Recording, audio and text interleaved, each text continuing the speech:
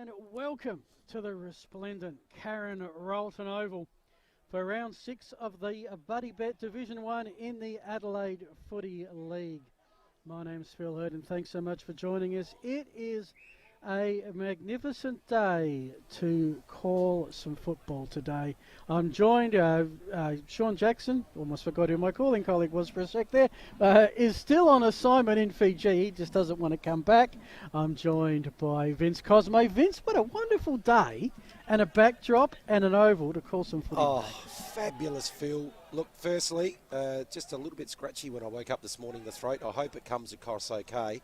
But look at what we're looking at here from the balcony of this magnificent facility onto this carpet of a football ground that you would have loved to have played on this in my day. But the backdrop there with the medical buildings to our left and the city sky, the city west skyline, a few puffy clouds in the sky. It's just a magnificent setting.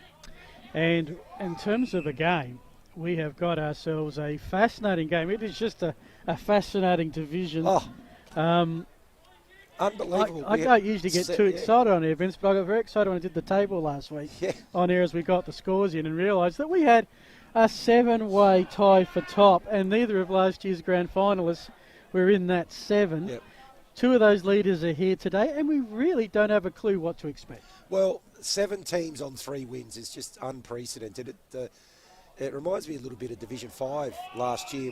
In Division 5 last year, with 4 rounds to go, 6 teams could still finish minor premier. Yes. And it was fascinating to watch how that played out. But just such an even competition. You really can't go into any game thinking that it could be a one-sided result, because we've seen a lot of shock results, or what we would have thought might be shock results so far this season. Correct. Now, I'm not sure if this is the first time that these two sides, Old Ignations and Port District, have ever met. They've certainly ever met in Div 1 before, and they certainly haven't played here before, so that we do know. Let's have a look at Old Ignations, their history coming into this. So, Old Ignations, St Ignatius College opened up at Norwood and set up a senior school at Athelston. That all happened around 1951. Part of an international network of Jesuit schools beginning in Sicily in 1548. So there's about 474 years of history leading into this one. In terms of the Old Ignations Footy Club, it's celebrating its 50th anniversary this year, commencing in the Amateur League in 1972. One of only 2 clubs that has both its men's and its women's A-grade side in Division 1 in both competitions. I'm going to ask me who the other... Payneham Norwood Union is the other one. And last year, the Wolves, as they're known, won 3 flags. The Division 2, and you were there. Yes, called that game against Glenunga. Saw them do the double with the reserves. They missed out on the C grade, but then their women picked up Division 2 as well. And so now Division 1. Fantastic year for them last year. And it's fair to say there's some wonderful history in that, but Old Ignations are making their own history this year. Jacko and crew were here when they beat Goodwood, their first Division 1 win at home. They haven't lost since, 3 in a row. And it's wonderful to be a part of that journey. It is, and of course, Tony and I were here early in the season during pre-season and did an episode of Between the Posts. Had a really good chat with Paul Kirchner, their president, and he outlined obviously the challenges they'd faced the last couple of years, as well as how exciting it was for them for the journey they're on this year. Just another goal in the reserves. Port District's won the C's today. Old Ignations about 39 points ahead in the B's, not too far from the finish. In terms of Old Iggies in recent years, they moved between Division 2 and Division 3.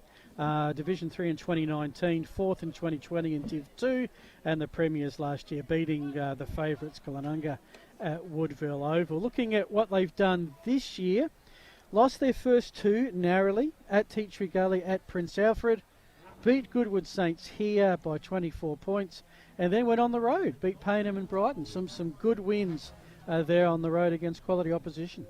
It doesn't actually surprise me that both Glenunga and Old Ignations are quite competitive, having gone up a division. They were certainly the the two standout sides in Division 2 last year, and deserved grand finalists, and they're carrying on that form to be competitive in Division 1. Scoring wise, ranked 4th, 74 points a game. Defence is ranked 3rd at 65 points a game. The team this week, and again this is changing as we speak, any names that came out for you, Vince, with that list? This year I'm really liking what I see from James Kennedy and Brad Jones. They've been multiple times in their best and fairest. And along with that, Brad Jones has been a multiple goal kicker 4 of the first 5 games. So they're getting a lot from him. Always like having a look at Braden the Prince. I think he's one of the premier ruckmen in the competition, and see how he goes about his business as well. A couple of names for mine. Anthony Wilson playing his first game. Saw him at Payneham a couple of games last year. I was an excitement machine. Went on song. In fact, there's 5 changes to the Old Icky side from last week. Out is Boots, Comazetto, Munn, Taylor and Reynolds. Coming in, Anthony Wilson. Dylan McNeil gives them some experience. Tom Dorr, Dominic Grant and Connor Bristow. So that's Old Ignations. Let's flick it over to Port District, their history. Well, footy in the Lefevre Peninsula started in 1873, the Lefevre Peninsula Football Club. It became Semaphore Central. Joined the SAFL in its second season. In theory, the second oldest club behind Adelaide Uni, one of the only originals left. 1979, they merged with Exeter. But they like to take the Semaphore Central history, because it was a pretty good history. 18 total Division 1 premierships. 12 is Semaphore Central. 5 is Exeter. And 1 Division 1 premiership as Port District in 1992.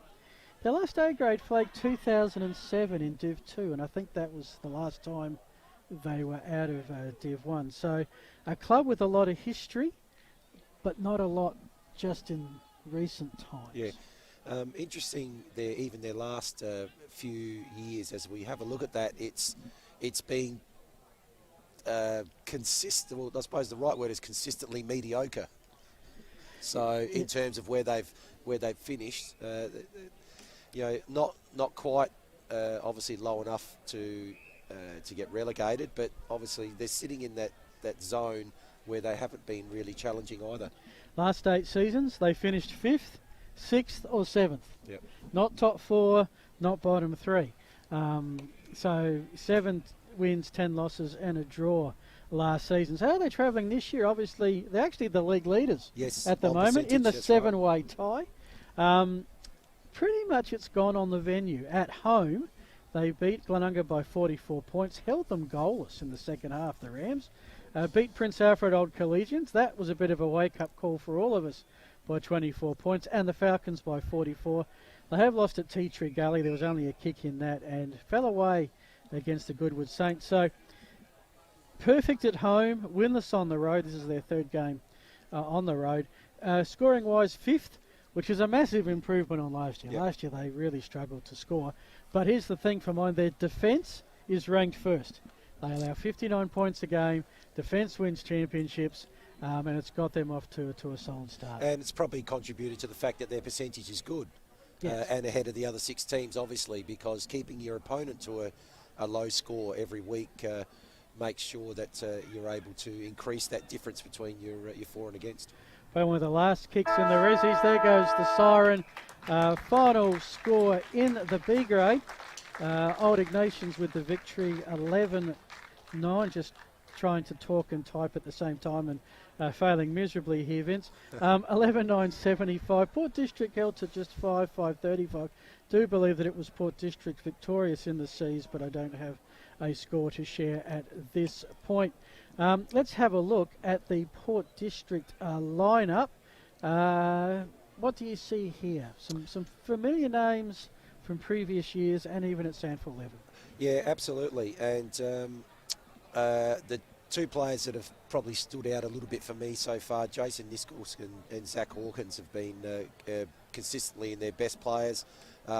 Also, Dale Pearce, Gavin Shepherd have been multiple goal kickers on 3 occasions, so providing good avenues to goals for those 2. As Port Districts take the field this afternoon, We did hear that there were some jumper changes. We haven't been told of those, so if we do struggle, we'll apologise ahead of time. For mine, Sam Gray.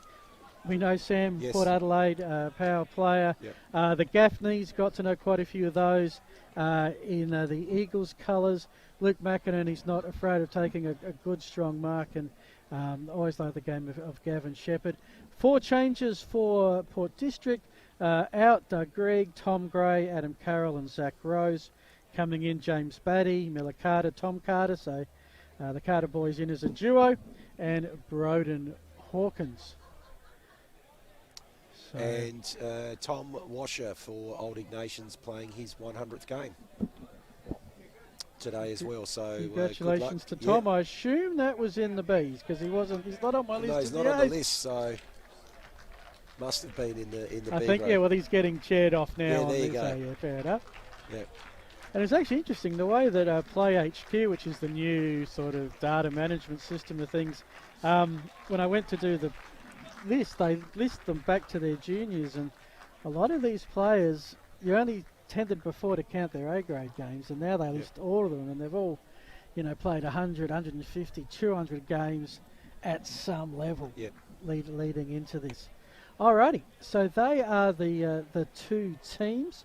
The other games, might just get your thoughts on these whilst we have a couple of minutes before the coin toss. Payneham Norwood Union are sitting at 1-4. They host St Peter's, who were league leaders before losing to Goody Saints at home last week. It is at Payneham Oval. 2 finalists from last year. How do you see that one panning out? Well, we actually did the Glenunga and St Peter's game in round 2 after St Peter's had that big win in round 1. They started off pretty well. They've just sort of come back to the field the last 3 weeks. I think at Payneham they'll still be too strong though. So 1 for Payneham. I'm maybe tipping. Gee, if Payneham go 1-5, it just seems such a long way back. It's alarm bells, It's a long way back. As is the case for Prince Alfred Old Collegians, our defending champions. Yep. They host Glenunga in the Parklands. You just keep going around the Parklands a bit, you'll Just end up around at the other Park side Night. of the city. That's Nowhere right. near as salubrious as what we have here for Park Night. I think it's bring your own. Look, they do a great Bring setup your own for deck us. chair. That's right. But yeah, looking forward to their renovations. They're hosting Glenunga. Yeah, won well, 3 in a row. again, not surprised that the Glenunga have been really, really competitive, how they've gone this year. Prince Alfred, for mine, I just think they've got to click sooner rather than later, and maybe coming up against one of the 2 new teams today might be the day that they actually get a bit of momentum. I sort of laughed 2 weeks ago when they were the 2 bottom teams saying, how would it be if the 2 grand finalists were both relegated? Yeah. Then they both lost and the rest of the field broke away. And if they don't reverse it this week, that gap will start to become concerning. Yep. Possibly match of the round along with this one, 2 of the league leaders. Goody Saints and Rocks played a grand final back in 2020. That's at Goody Saints, Goodwood Oval. I remember we caught a game there last year and it was a pretty even contest. Rocks a slow start, but seemed to have their mojo back. Yeah, I like Goodwood Saints in this game. Again, both teams hard to split. The thing for mine about Ross Trevor, percentage is always an indicator for mine, and theirs being 81%. The other 6 teams that are 3 and 2 are all over 100%. So I think Goodwood Saints have been reasonably going okay, and I think they've got a bit more improvement in them than Rocks have. Captain's coming for the coin toss, Vince. Keep an eye on that as we I'll talk. watch that one very quickly. Tea Tree Gully and Brighton Bombers. So again, we've got Tea Tree Gully as one of the teams on 3 and 2. Brighton on 2 and 3. William Abbott won the coin toss for Old Iggies, and he's going to go with the breeze. Now, it's a west-northwesterly, which means it's blowing slightly towards McDonald's across the centre circle, favouring slightly the team going to the right of your screen. But if I'd have won the toss, I probably would have chosen to bat first, or playing footy, kick to the right of screen. Which is been the scoring end, a bit more than obviously heading towards the northern side of the ground, which is flanked by that magnificent facility, the Royal Adelaide Hospital. Not too far away from the stadium. I do want to thank all the groups that have helped make this stream possible. Of course, the Banner Crew, our matchday sponsor. We thank Jason, also Buddy Bet, who are the sponsors of Division 1. The Sip and Save scoreboard and around the grounds, 1 hour delivery 7 days a week.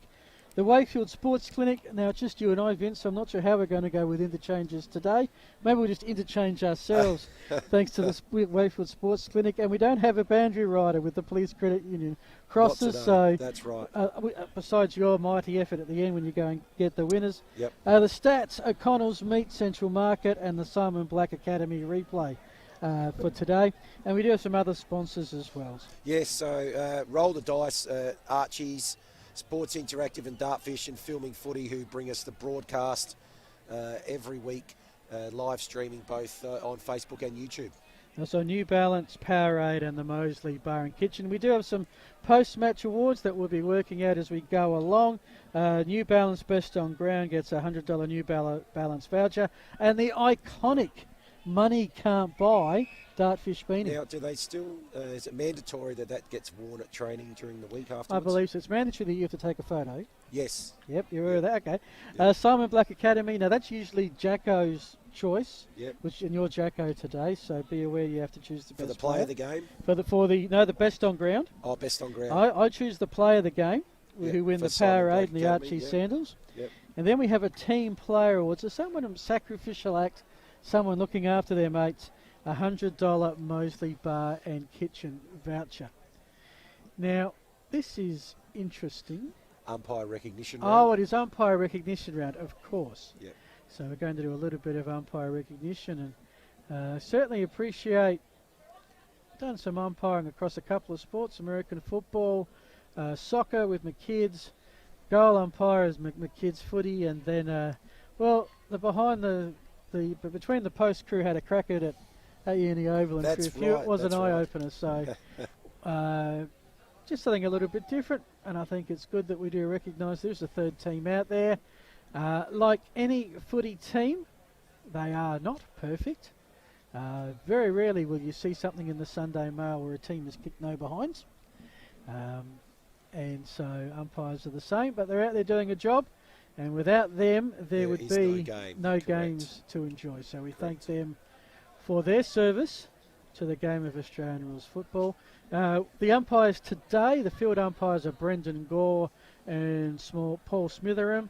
The boundary umpires, Peter McCullen and Xavier O'Toole. The goal umpires, Alex Scarman and Dominic Spano. And that's the last time that we shall hopefully mention them by name through today. Well, hopefully we shouldn't be really mentioning the umpires at all, because just generally that means they've done a brilliant job. Normally they don't become a topic of conversation, but no, good on them. And it's a tough gig. Doesn't matter what sport it is, but they do a fantastic job. And let's hope they have a great game as well as both sides today. So Ignations took them 50 years to win their first Division 1 game. They've won 3 in succession. Port Districts, it's win-loss, win-loss, win. Perfect at home, looking for first victory on the road. Who knows what we're going to see this afternoon, but we're going to have some fun bringing it to you. Thanks to the Banner Crew. Your first caller is Vince Cosme. Okay, so the ball goes up. De Prince almost has taken that tap uncontested. First kick forward is, though, by St. Ignatius. Comes towards the 50, and there's an excellent mark taken in the back there by Miller Carter. So he chooses to go wide out to the half-black flank, Phil. So they're on their half-back flank. Good tackle there by Bradley Jones. Stops the District's defensive movement. They'll pick it up on the turnover here, I think, although the ball is not particularly receptive to being picked up. It is now by Pearce. Geez, some pretty scrappy footy just on that outer wing at the moment. It's with Old Ickies at the second. Finally, some clear spaces made. The kick towards the top of the 50-metre arc. Getting in the way, taking a strong mark, is Cooper Gaffney. He's got a player in space on the grandstand wing. Yes, and that's Benjamin Gould. His kick goes into forward 50. Excellent kick. Very good mark taken there by Gavin Shepherd. So looks like he's going to have the first. No, he's decided to go short. Spotted a lead in the pocket, and that's a good kick, good mark. And the first shot at goal coming up here for the Magpies in the left forward pocket. So that'll be the north-western forward pocket, and that'll be James Batty. Almost a bit of a North Sydney oval feel with a tree overhanging the boundary. Not far enough to impact the field of play and won't have an impact on Batty's kick besides giving him a bit of shade. So Batty looks like he's just taking a bit of licence off the mark there. Now swings around, kicks. Looks like he's to the near side. He's bending back, but not quite enough. So the opening score is a behind to the Magpies. Ball has been quickly brought out to the far side. Doesn't take long. Although in hot pursuit, they're laying a tackle is Jack Gaffney, and Gaffney has got the free. In scoring territory, but right by the boundary, he centres it. I like the precision kicking so far. He's picked up a pretty good player as well in Sam Gray. Gray's going to kick pretty much on the 50-metre arc. Only problem is he's going to deal with the breeze. He decides not to go with the kick, and in the end spots up an Old Iggy's defender and Jack Armfield, and a chance for the home team to settle things down. So Armfield in the back pocket. He's going to go across goal, just short.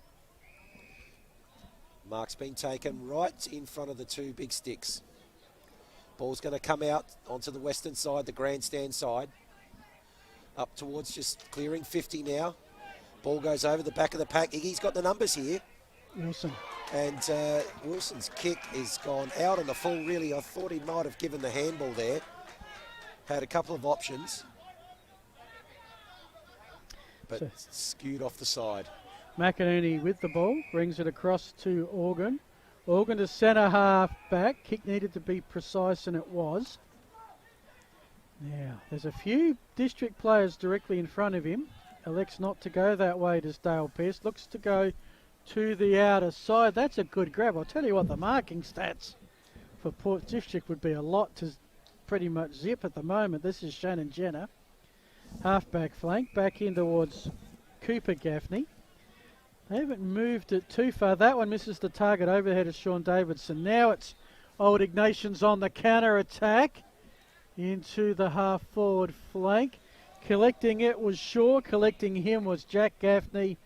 In the end, a ball up. Will be about 70 metres out from the Old Ignations goal. Just the one behind to Districts at the moment. Big man going down and getting that. I'll just to recheck the number. But it's Old Ignations trying to move it forward. They can't do so. Quick 1-2 hands working with Zach Hawkins. They've got a runner on the outer side. His player just sticks a leg out. Now they'll kick it inside 50. Davidson got in the way, couldn't grab it. Steps it out, bounds right on the 50-metre arc in the southeast pocket here at Karen Rolton Oval. So throw in right on the intersection of the boundary in the 50. Comes up, easy tap there for DePrince. Quick kick has come inside 50. Looks like that's a mark to Wilson, is it? So he'll be kicking from, well, he'll probably kick from on the 50-metre mark. The man on the mark's at about 45. Almost directly in front. Got the breeze behind him, so distance shouldn't be a problem.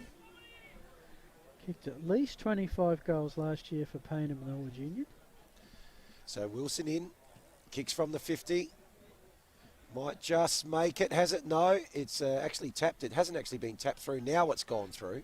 And opening score for the Wolves is also a behind. So it's one behind a piece here. And we have played... Did I miss a District's goal somewhere? Or is the score attended a little bit enthusiastic? Yeah, not quite sure. I haven't seen a goal. I don't think I've seen a goal either. But anyway, it's with Zach Hawkins. Had a few little scoreboard issues from time to time. Just checking, Matty, we had a goal? One behind each, okay. No worries. All right, thank you for that. Back on our wing, this is Bristow who was tackled. Umpire will clear it out. So right in front of us here, true centre wing, where the crowd's gathered, not too far from the barbecue. It's Braden DePrince in ruck. He's a big lad. Through some hands, comes out to Brinoli. Brinoli goes back. This is to Bristow. He goes into the centre of the ground. I'm not sure that was the greatest of option because it's picked up by Jenner. Just like that, Districts are inside 50. Soccer off the ground by Shepherd. Off some hands. Loose footy, top of the goal square. Who wants it? And Old Iggies will clear it, but not before giving their supporters a bit of a scare. In fact, they've got a free kick. Either that's holding the ball or deliberate out of bounds. It's going to be District's kick. Looks like it's James Batty again. It's always, when there's a free kick to be had around goals, you can rest assured James Batty's going to be in the vicinity. Well, he is this on this occasion. Kicking from the opposite pocket this time, Phil. He is. Distance not a problem. Probably be the person I'd want to have a crack at it. Wheels around, goes the banana kick, and he's missed. Missed so to the near side two again. behinds to Batty, and the scoreboard has corrected itself here at Cowan Rowan Oval, much to my relief. So 2-1, Old Ignations. Bit of a slow start. Oh, 2-1 Sport District, sorry. A little bit scrappy, so Ignations looking to bring the ball back in here. He's going to come across to the western side. In fact, more to just into the center. It's a big kick. That's almost hit. That has actually reached the centre circle. It has. And a good mark taken by De Prince. He'll handball it off, no doubt. Does. Short kick there by Rook. And he has found Connor Bristow. So Bristow goes out wide. The mark's been dropped on the outer side, but recovered. And now it's inside half forward. Ball's gone over the back. May go out of bounds. It does. And we're at the intersection again on the south-eastern side for a boundary throw-in. Yeah, Rook and Wilson, two former Norwood Redlegs teammates at the Falcons of Payneham Norwood Union, probably the two big recruits for Old Iggies as they made the jump to Division 1. Districts have it over the head of everyone. Flirting with that boundary line, umpire has decided to throw it in. Forward flank of Port Districts, we've gone sometime into this game. Yes, Probably about 8 I had a minutes. look at that before, and I was about to say how many minutes in after that behind was scored by Old Ignations. We've got 4 quarters to get the time clock right. 8.5 minutes in, we've just been told. Thanks to Matthew. At least someone's keeping track of these things.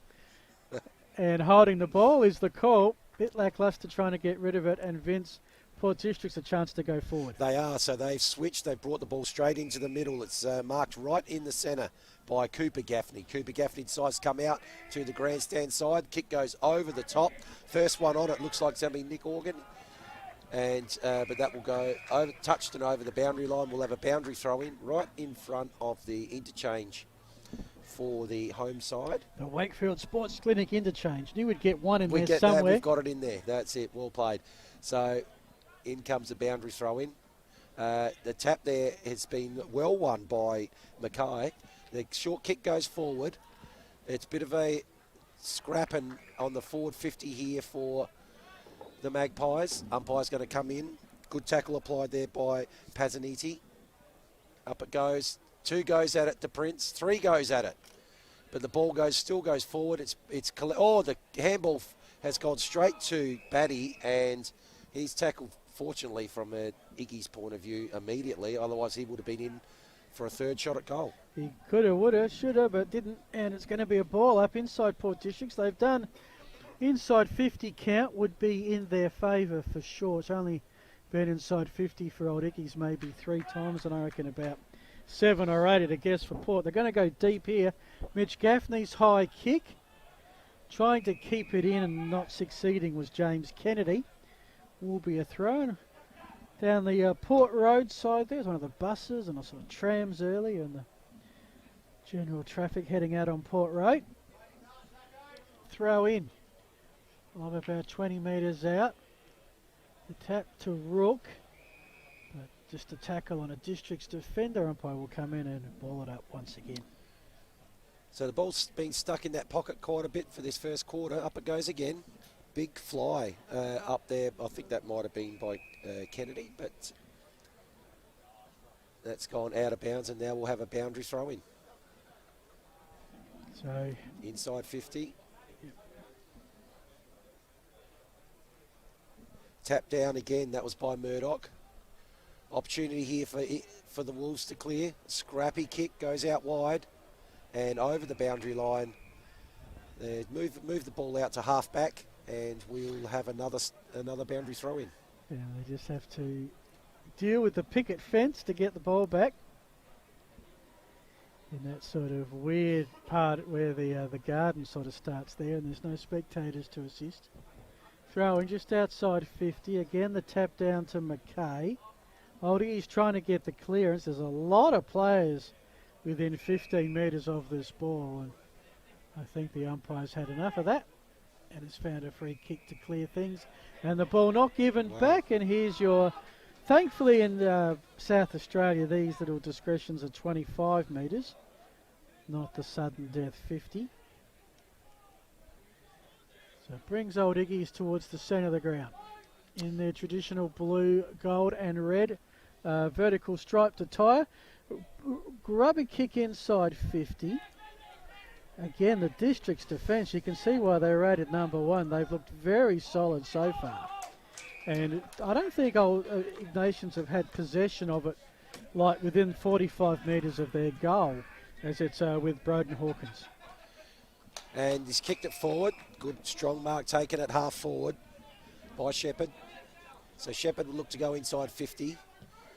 Just pops it up into the hot spot, about 25 out, pack forms off hands. Looks like the first people there will be the Wolves, and just a educated fumble over over the goal line to get the point, and then they're able to quickly bring the ball back in. So that takes it to 2 points apiece. Yeah, they do have that very quick... 3-1. 3-1 districts. Yes. No double away point rule here in sorting things out. They'll work it down the outer side. That just came straight off someone's chest. Be a bit disappointed they couldn't make use of that. Some quick hands. Jenner's in the middle of that. They kick it inside 50. Again, the good pick up. It's through Niskasus to Gaffney. Out of bounds again. Now, when I say Gaffney, he could have picked a couple. That was Mitchell. We just see someone in black and white and say Gaffney. I know I got half a decent chance of it. Or Carter, I got half a chance of it being Carter right. and Gaffney, that's right. So boundary throw in. Ball in dispute at the moment. Quick kick forward, out to the wing by the Old Ignations. But again, it's just mopped up with numbers again, and the easy mark's been taken at half back. So Port District looking to go forward again. Going down the wing, very wide, and tapped over the boundary line, and we'll have a throw in about that same spot where the garden starts. Phil. And look, there's been some nice marks taken by districts, and some of their kicking's been pretty clinical. But outside of that, hasn't really risen to great heights. I should add that it looks like, for mine, that McKay is doing a great job in ruck. Just Oddigs are working off. And now they've got some fast movement. Not fast enough, though. Nebraska Wilkie is rodeoed in by Sean Davidson and says, "You don't try and run past me, mate." And the district's veteran gets the free. Kicks in the direction of Gould. Gould's got to help down the boundary line. Try and work it through hands Millman. Iggy's getting away, as does Mitch Gaffney. That is the problem when you centre the ball in traffic. He puts it out into a hot spot. In the end, better read by Old Iggies. They clear with a quick kick. 3-2 contest favouring districts. The thumb front and square was Carter Miller. And here comes Port once again. Yeah, smart little kick there by Carter Miller. Miller spotted someone out wide. Didn't, just had to get the ball in the area and quickly did. Ball went inside 50, but Iggy's managed to mop up. Wilson's just gone with the one hand there. And now Port Districts again, but with Niskahus gets the handball over there to Miller Carter. Miller Carter goes out wide, looking for players there. A good follow up there by Niskahus. Now he's going to get the ball very, very deep. Big fly by, might have been Pierce there, was it? And but could have almost been a free kick, but the ball then goes. When you do that, you really should take the mark. Yes, otherwise you probably are giving away the You free are. kick. That's right. So ball's in dispute here inside Districts forward 50. Looking to mop up again here, the Wolves. A lot of ball spending a lot of time on the ground. Not many players can pick it up. Now they can. And there'll be A bounce and a clearing kick out to the centre wing. Yeah, they're going with the long clearing kick. Not so sure about what they're targeting at the moment. That was a 2-on-1 contest that was going to set the old Ignations player quite a task. In the end, it's a throw-in. On the West Terrace wing here, there's a barbecue bench and a couple of people on the deck chairs enjoying some footy. Again, McKay's been very good in ruck. Kick around the body by Sam Gray. Into a bit of space. Always seems to find a black jersey at the moment. Now the kick inside 50 looking for Shepherd. Nice thump from behind by, was that 41? If it is, I got no idea who it is. Might have been Will McCarthy, maybe 47 as the closest. Because those old Icky's numbers, I heard Jacko talking about it the first time we streamed them. They are a tad difficult to ascertain. Okay, so again, another attacking foray here for the Magpies. Looking to, is that almost holding the ball? Not paid. Again, ball in dispute, spending a lot of time on the ground. Players trying to pick it up. Now there's an opportunity with a string of handballs. So Kennedy now with another quick kick. Again, numbers favouring Port Districts. Can they mop up here? They can. The ball with Miller Carter. Short kick, good kick. And that's been taken by Pazaniti. Pazaniti looks to go straight into the centre. In fact, to the centre circle. Where's Organ looking to go? He's going out wide. Spotted a player out there in Sam Gray. Sam Gray, got a horrible bounce. Now applies the tackle. Looks like the umpire will come in there and he will ball it up. Half forward here, 3-1. Very uninspiring start to this game. Yeah, indeed. I've called basketball games that have scored higher than this in 20 minutes of play. Anyway, we're with Nebraska Wilkie, sorry. He goes into the pocket. Again, this is where Port District, the defence is exceptional. Another rebound by Millman to another target. This is Sammy Gray. His kick left a bit to be desired, but Niskus battled to win the ball, although the kick is partially smothered. And the tackle, a little bit on the crude side, made by Dale Pearce. I think it will be Old Icky's ball right on that outer side. They may be looking to bring it across your way with James Kennedy. So Kennedy goes to the middle of the ball, found something that he likes. But there actually is, it turned out to be a contest, but well batted up. That was by Abbott. Abbott goes with the handball. Now the kick goes towards half forward. Excellent intercept and great play. Earning the free kick there was Organ. And the ball now has moved forward there to Tom Carter. So Tom Carter, between wing and half forward, goes straight to the middle of the ground, has looked for someone on the lead, but the ball didn't actually quite get there. Again, inside forward 50 and again in dispute. And again on the ground. How was that defensive play? Beating two, beat one and then beat the backup. So a half forward. Excellent pick up there by Sammy Gray. Gets the handball forward. Again, now applies the tackle. Ball spills out. Quick kick inside 50. Where's that going to land? Lands to Old Ignations. And the kick, the mark's been dropped there by Abbott, but looks like they may, they have intercept handball as well. Kennedy tackled, must be holding the ball, surely. Yeah. It is. Fantastic tackle applied by Gould. Gould decided the hand pass, and again, certainly more black around the ball than blue at the moment. As the umpire says here, I'll take this one in front of the Old Ignations coaching area. It's 3-1. No goals as yet. But Old Iggies have got the wave working. Now they've got some run on the fat side. This is their chance. It sits from the centre wing. The kick inside 50 is about as deep as they've gone for most of the game. And they've got a mark.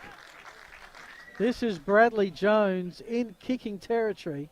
Excellent kick by Manson. It sits. from the centre wing. The kick inside 50s. Absolute heavy weight of inside 50s in favour of Port District. If Jones connects on this kick, the Wolves will be in front with the first goal of the day. Tight angle. He's kicked 12 goals from the 5 games this season. From Athelston, played at Norwood, Westies, Port in their various squads. From the boundary, puts it up. The wind doesn't really help. It's not going to score a goal. It's not going to score a brass razoo. It is a throw-in right next to the behind post. We have gone a fair way into this first quarter. We're goalless. Port District 3, Old Ignations 1. Right next to the behind post. In it comes. Tap down ball, about 15 metres out. What's the umpire going to call here? I think he's going to call holding the ball. Going to be Old Ignations with it. Yes, but Old Ignations come up with the ball. I'm not really sure how much Ben Millman had of that, to be honest, but nevertheless, this is the best opportunity for a goal for either side. So Wilkie, who hails from Wentworth, up in the Sunraysia near Mildura. In he comes. Slide angle, 20 metres out. And he's missed. Oh, all right. Well, the margin, it's 3-2. We slowly... Old Iggies have actually... That kick is going to go out of bounds on the full. And a chance for... They could almost take a shot if they want to. This is Will Ferrari with it. And I mean, this is a gettable one because he's got the breeze right at his back, but he's not showing the confidence. He's not gone back far enough. Goes for the hot spot kick. Fantastic kick. Oh. And a little bit of what had been an absolute rock solid Port District defence had a hole in that one. And it is going to be Dylan McNeil with the shot. Probably the most experienced Old Iggy's player. Spent time with Geelong and Sydney. Played in Canberra with the Swans knee full side. Glenelg and a few others. Yep. Kicking basically from the same spot as the last kick. Breeze right at the back. And we have a goal! Woohoo! Where's my Brazilian soccer commentator's voice? Because that took a while. But Old Ignations are on the board. They are 1-2-8. Port District are 3 behinds. That is the Sip and Save scoreboard. 1 hour delivery. 7 days a week. So first goal of the game. Took a while. How long did it take, Matt? How long did that goal take, Matt? 24 minutes. Oh, crikey. And against the run of play, you would have to say. That's right. On an inside 50 count, certainly against the run of play. But it is a 5-point margin, biggest margin of the game. Yep, game high lead. Up it goes. Easy tap down. Oh, good tap down by De Prince as well. Gave it to Abbott. Abbott, well, that's actually called a little bit of a sling, I think. Yeah, so he'll get the free kick. Hicky's a chance to go forward here again. No, he decides to go out wide. He's got someone playing out wide. Looks like that was Kennedy. And Kennedy's gone the big torp. He's probably kicked it about 80 metres, but... hello. And bouncing. Is it... He's actually hit the kicked fence. He's hit the fence from probably inside his own half.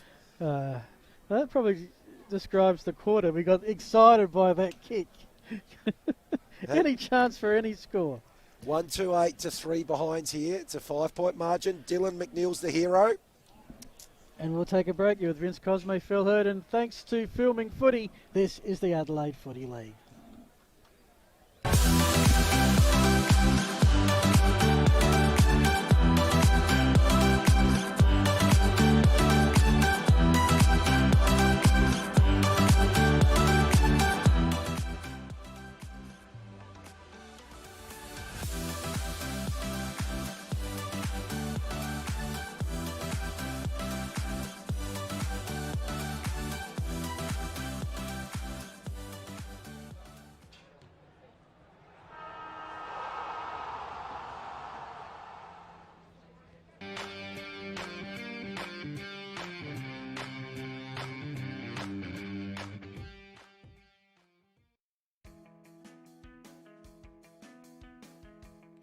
The Simon Black Academy is a three-pillared program that combines both education and Australian rules football.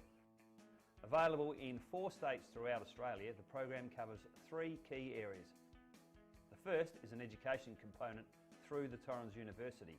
The second is the development of the participants' AFL skills, helping the player to become the best player they can possibly be.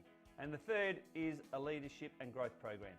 The Academy is a perfect opportunity for participants who like football.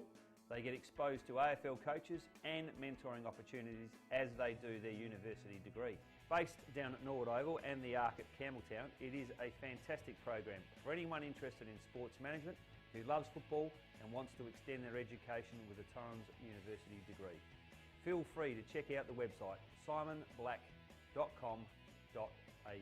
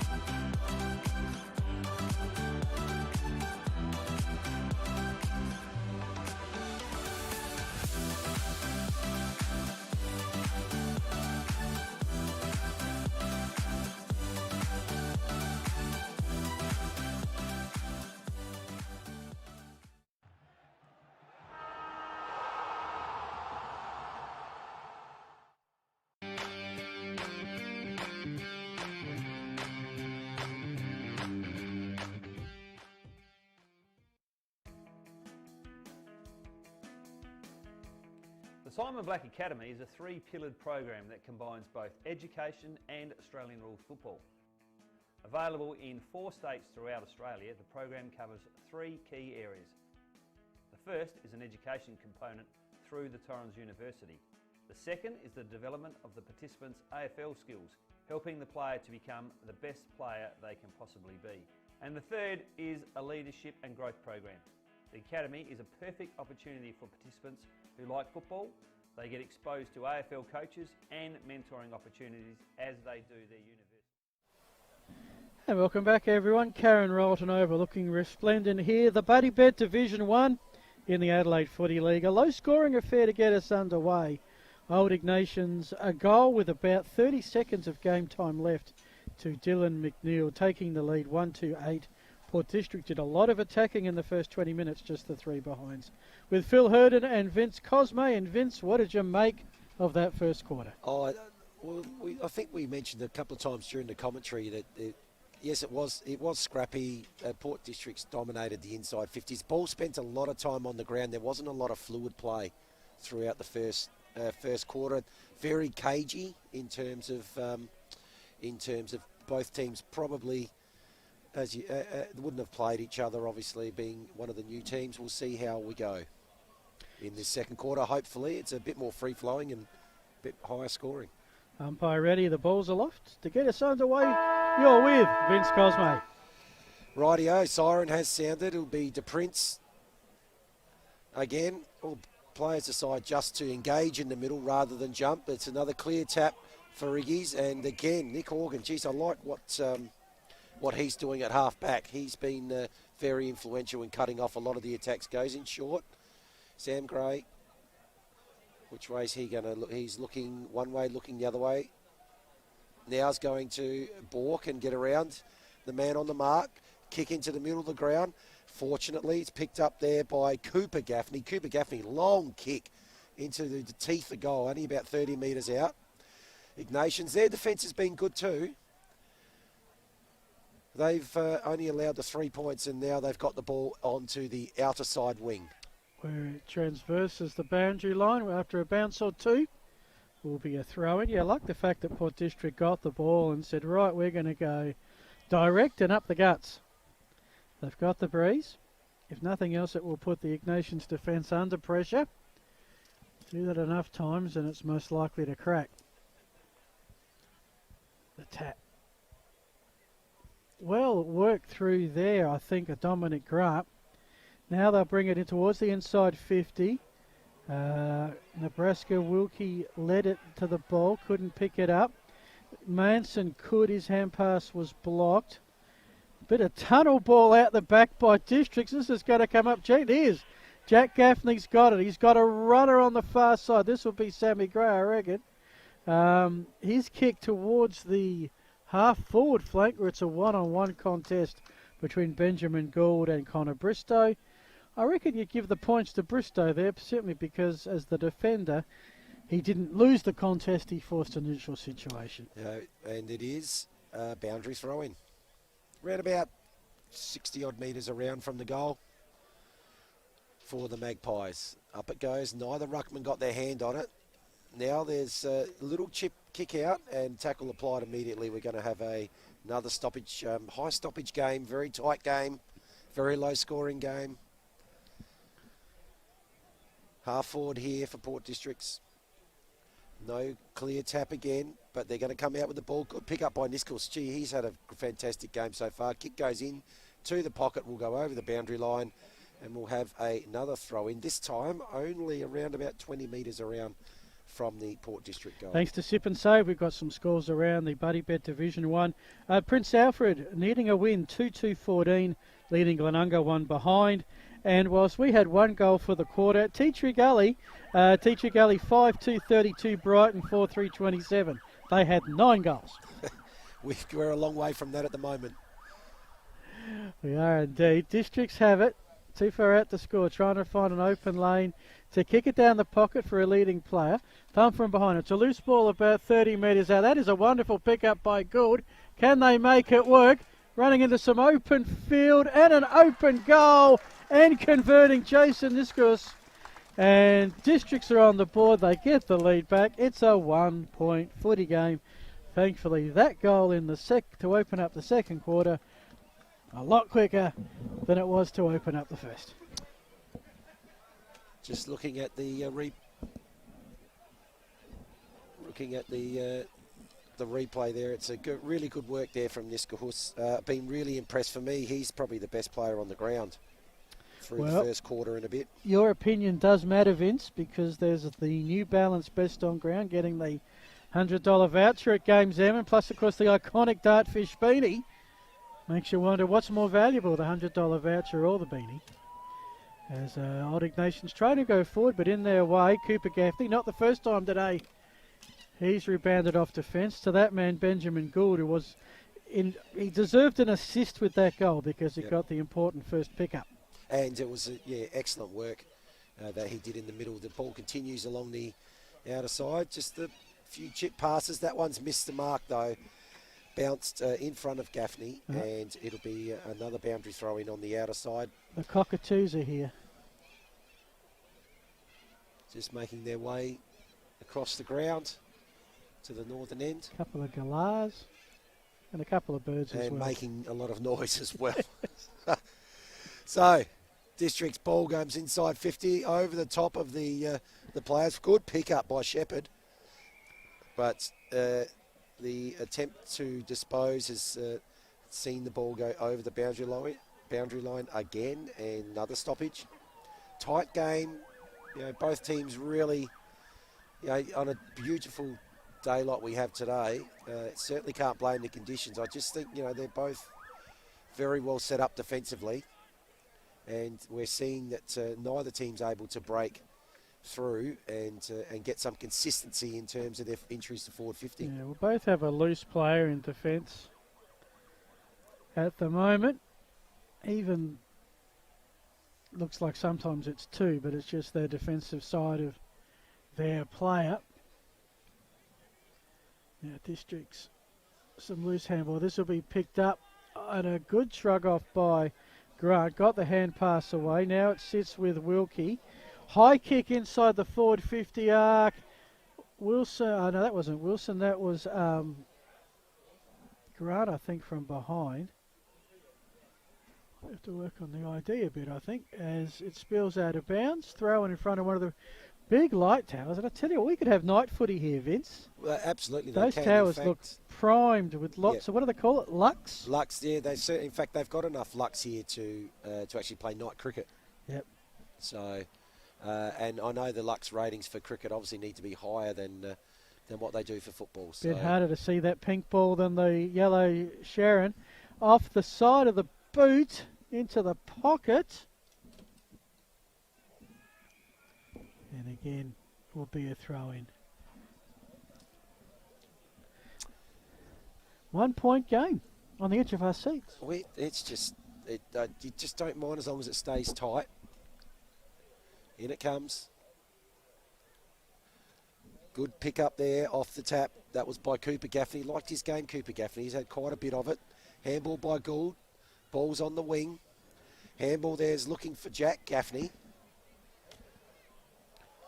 This disposes of the ball. Actually, what I like there is the Port District's player closest to Jack Gaffney there was Benjamin Gould. So Benjamin Gould's actually been involved with the play and he's run up to assist again.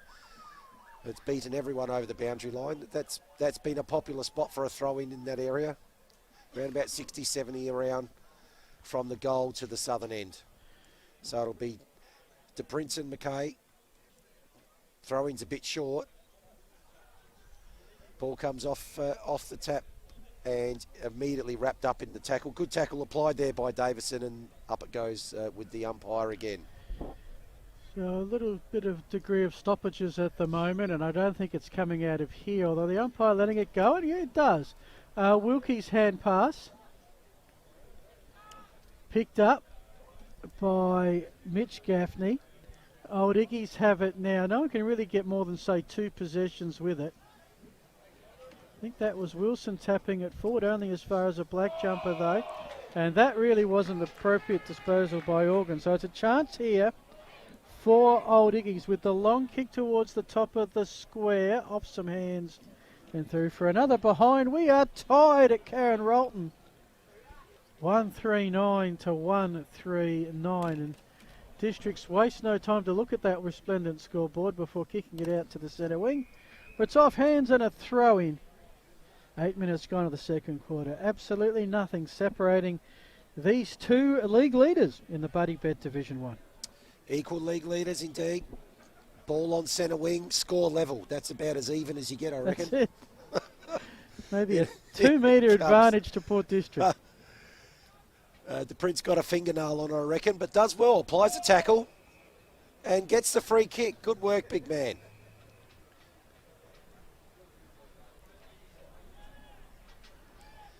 Now, where's the guy to hand pass to? Yes. Where's my guy to hand pass to? Yeah, that's right. He's going to actually... No, he's still looking. I bet. Here it goes. Here Yes. it comes. Come on. No one read the script there. They should have known that. Goes to half forward. I know that if I ever wanted to get a kick in footy, just stand 5 metres behind the ruckman. Every time he's got the ball, exactly right. All right, throw in. Old Ignations side on that outer side. A couple there. They bought the bike. They bought the picnic rug. They're under the tree. Probably just came across, oh, look, we've got a footy game. Let's sit and watch this for a little while. Let's see if we can see a goal. And they said, we'll go at the next goal, and they're still waiting. Off hands. We got to pick up. Old Iggy's will bring it back. All right. Lands 50 metres out. Charging hard at the ball. I reckon that was number 6, which would be, actually, isn't that number 6? Might have been 8. Was it Rook? Could have been 8. Yeah. No, it wasn't Rook. No. First time seeing these two sides, and the old Iggy's numbers are a little on the befuddling side.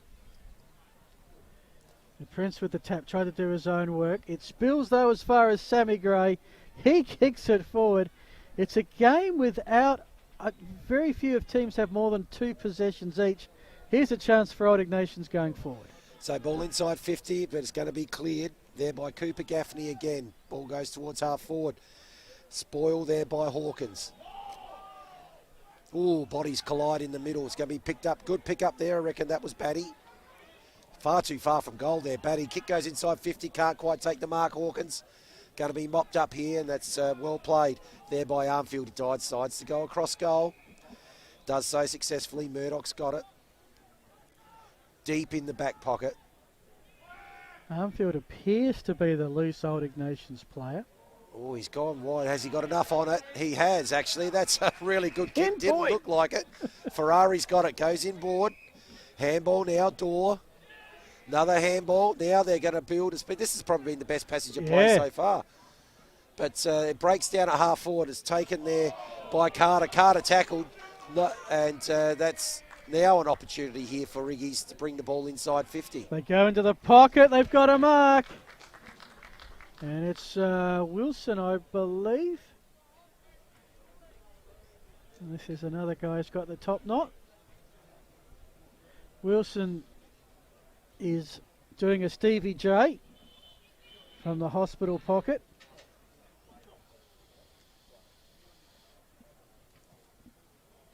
And hits the post.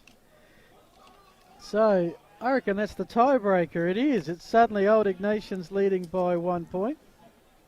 And Wilson's second point on the afternoon.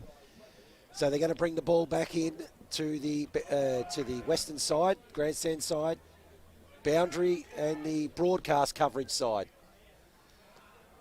It's just into half forward. Good pick up there by Iggy's. Good. Oh, that's a fantastic chain of handballs to start, but it's going to break down. It's a pity.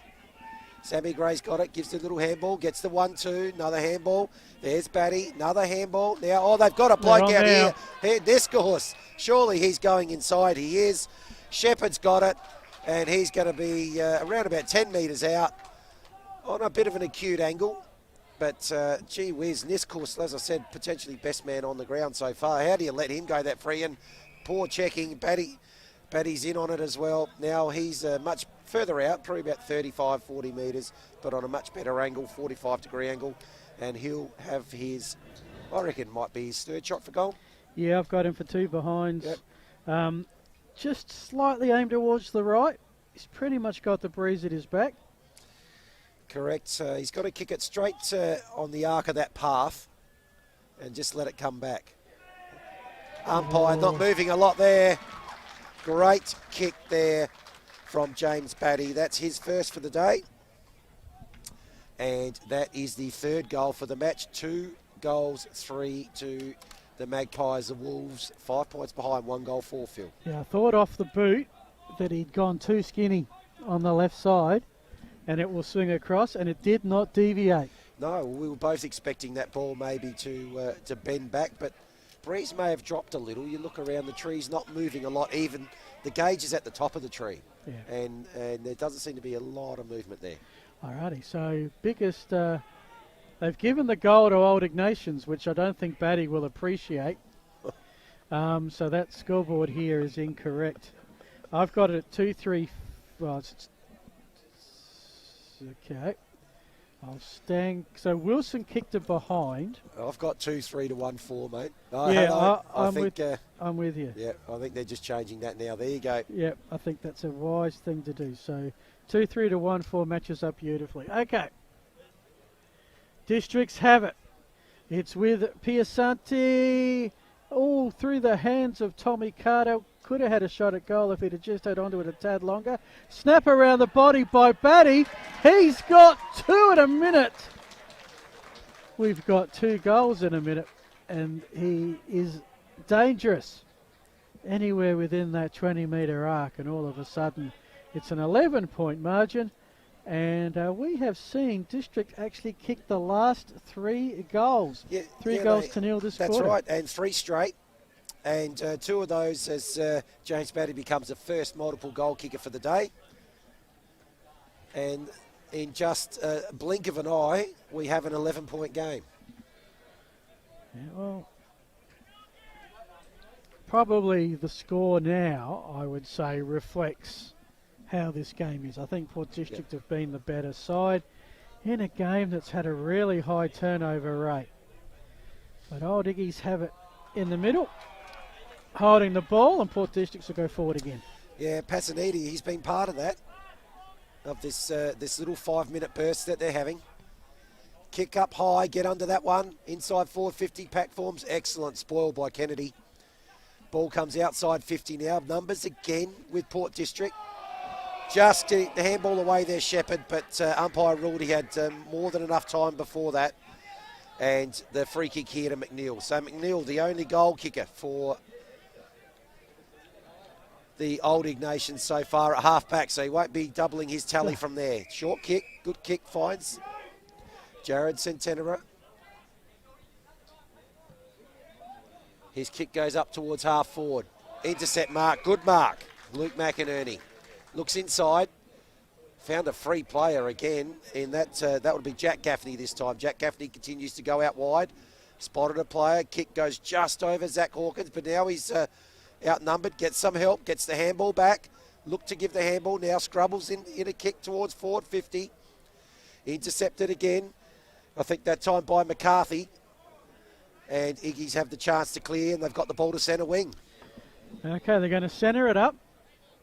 The kick is successful to Kennedy.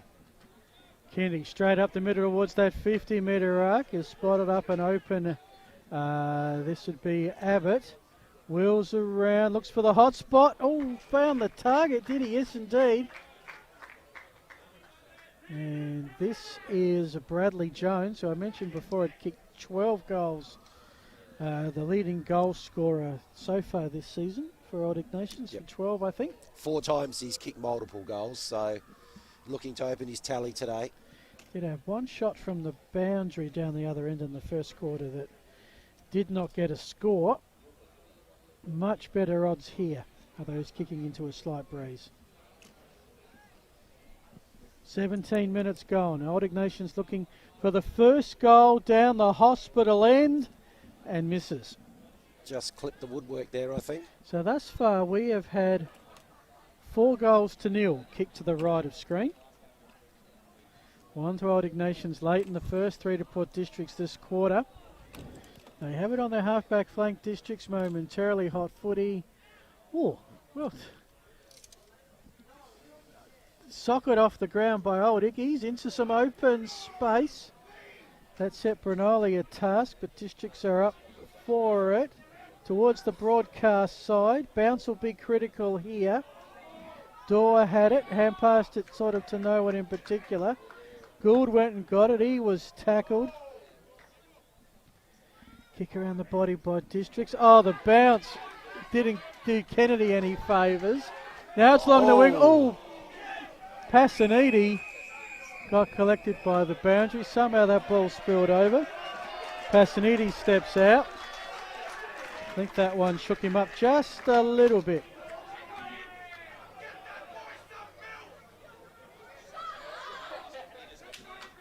Didn't see exactly where he got collected, but collected he was. Umpire's picked out a free kick here, and it'll go to Port Districts. He's just struggling by the boundary line there. He hasn't. Young Passaniti. On his haunches, has not moved from that spot. Up towards forward 50. Big pack there. Probably 5 in that pack. Ball spills free. Kennedy, the man who actually applied the that bump. Fair bump. Let's be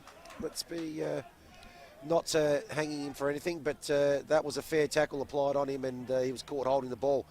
Up to the top of the goal square. Where's Batty? Not far away. Not far away. But spills over the boundary line. It's funny about that exact same thought. It's like he read my mind.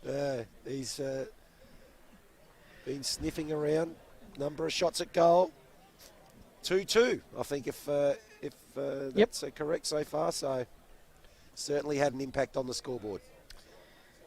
I think it says first game this season for Districts, or at least there was nothing else in the system saying it wasn't. Sam Gray trying to work some magic by the boundary. I got no idea who kicked that deep in the southeast pocket, but it got registered a behind. Extends District's lead now. They are double Old Ignations. 3-4-22, 1-5-11. That's the first blemish of the quarter for them. 20-minute mark. Yeah, 3 goals won to 3 behinds. So they've asserted their dominance by putting scoreboard pressure on this quarter after probably having most of the play in the first quarter. Good long kick again by Kennedy, goes towards the outer side, comes off, spills to the back of the pack. Oh, another big bump applied. Cooper Gaffney there, the recipient of that. Bowled over. It's right in the centre wing on the outer side. Tapped down there by Pearce, but picked up by Old Ignations. Ball inside forward 50, another pack forwards, but a great intercept mark there taken by McInerney. Done really well in defence. He spotted player out wide here, Hawkins. Hawkins out to half back.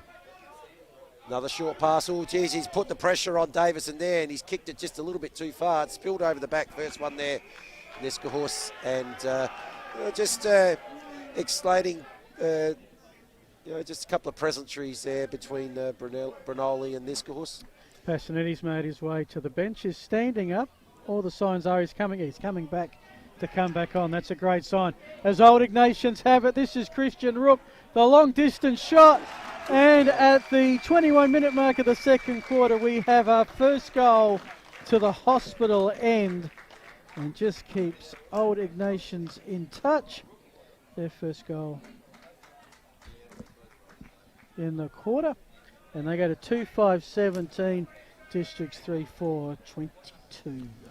So still low scoring, or much higher scoring affair this quarter, but still low scoring overall. Pardon me, 5 goals in total. In time on now in the second quarter. Excellent kick that by Rook. It just went like a dart from 50. Didn't even get to the height of the goalposts. So half time, we'll get some scores from around the grounds thanks to Sip and Save. One of 5 big games here this afternoon in the Buddy Bet Division 1. Good tap down there by McKay. They've got it again. Tackled Jack Gaffney. Caught holding the ball. Didn't incorrect disposal. And Abbott's got it. Like Abbott's game, he's had a fair bit of it. Goes out wide. And Mark's been taken out there on the halfback line. I think, not sure who that player was. Ball goes inside 50. Spilled over near the boundary line. Old Ignations attempting here to get it back in. Good, yes, good spoil on that kick in, but they're going to have a shot at goal here. I reckon that might have been Armfield, was it? Top of the goal square. Handball. And there's an excellent kick. I reckon, was that Ed Shaw? Yep. It is. Ed Shaw on the snap on the left. Ball just spilled out. He's made something out of nothing there. And lo and behold, we've got another lead change. We have. And so what was that? That was 2 in 2 minutes again. 2 in 2 minutes, having not had a goal there, scored for almost a half. It's been a game of momentum swings for sure. Iggy scored the first goal late in the first quarter against the flow of play. District scored 3 goals to open up the second quarter, but Iggy's has scored the last 2. And we're back to a 1-point margin. Half-time pretty imminent, 24 minutes gone in what's been now a 5-goal quarter. 2 goals, 3 to the left, 3 goals, 1 to Port District to the right. The Prince got the hand pass out. If they can get a good collection, they'll get the clearance away through Manson. But Davidson, he's collected from 2 ends. Somehow got it out to Gaffney. The kick, though, only as far as Tom Scanlon, who was a late inclusion into this side in place of Laurie Comazetto. The kick comes out towards the interchange. Been taken by Kennedy. We've got just a player limping off here as well, right next to him. So we'll get a little bit of more news on that at the moment. Anyway, his kick goes inside 50. Just Jack Manson that's limped off. Looks like a little bit of an ankle problem, but that ball's been intercepted by Gaffney. That's Jack Gaffney. Goes out wide to Benjamin Gould. Very good all day, Benjamin Gould. He goes with the short kick. It's in true centre wing now, so they've switched the play, got it out to true centre wing, but again, they've gone probably the one kick too many. It's missed out, and it ends up again over that boundary line. That kick fell just in front of Broden Hawkins. Half time not for Oakens. We are certainly, it's a northerly today because we are downwind of the barbecue. Certainly adds to the atmosphere, no doubt about that. The Prince with the tap towards the boundary. You can pick it up. Eventually, that's very well done by Zach Hawkins. Got the hand pass away to Cooper Gaffney. Rook gets in the way. 1-2 back to Rook. That's very well executed. Kick inside 50. 1-on-1 contest. Wilson tried to push his opponent under the ball. Couldn't succeed. Districts get back. And in the end, a strong mark. They're going to go the 1-2. No, they're not. They're going to bring it across to the runner in the middle. This is Jenner. Jenner now broadcast side. Strong lead. Had to go down and get it, but taking the mark is Shepherd. Too far out to score. 26 minutes gone. He'll go the hot spot. 3 Old Ignations player. The Port District player deemed to be taken above the shoulder. Don't really disagree with that. A couple of the locals do, however. That's it's going to be Jack Gaffney with the shot. Liked his game, Jack Gaffney. Had plenty of the ball. Now he's got an opportunity to influence the scoreboard. Couple of subs coming back on is Dale Pearce and Zach Hawkins for Broden Hawkins. But all eyes on Jack Gaffney from 45. That one was taken to the left-hand side, and we're all tied up. 3-5, 3-5, all square at 23, 27 minutes gone. So likely we'll start the second half no wiser. Scores are level. We weren't really sure which way this one would play out. You know, Port Districts probably deserved to start favourite, given their loftier position on the ladder in terms of percentage. But here's Sammy Gray. Can he break the deadlock? Kick's gone high. May not make the distance. Pack forms. Ball will spill over the boundary line. 10 metres around from the goal to the southern end. 27 and a half gone. Any score for Districts here would probably give them a half-time lead. But Old Iggies have it through Bristow. Back to Jones, who waits for someone to come to him. Got collected as he did. That should be a kick downfield. Did that very well, actually, Jones. Frustrated Districts there for a moment. Now it'll be Old Iggies that have it off the half-back flank.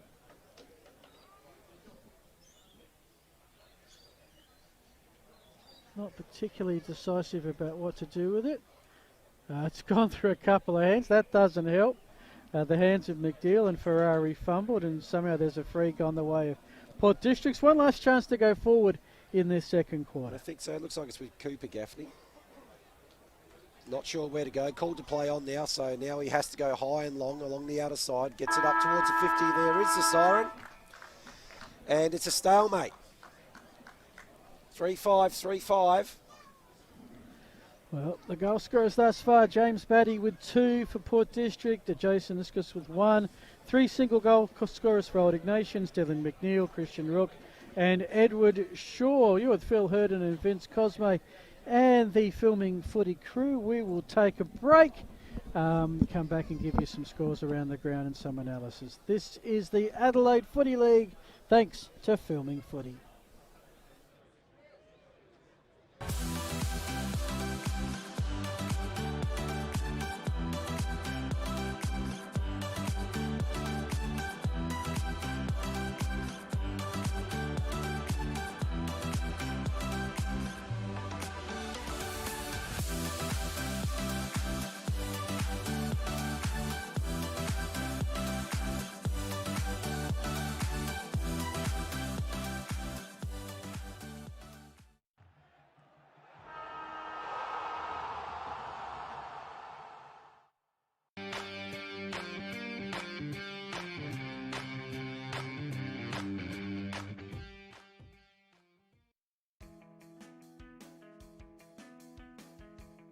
Simon Black Academy is a three-pillared program that combines both education and Australian rules football.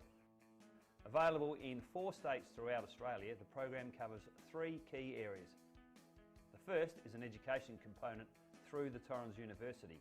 The second is the development of the participants' AFL skills, helping the player to become the best player they can possibly be. And the third is a leadership and growth program. The Academy is a perfect opportunity for participants who like football. They get exposed to AFL coaches and mentoring opportunities as they do their university degree.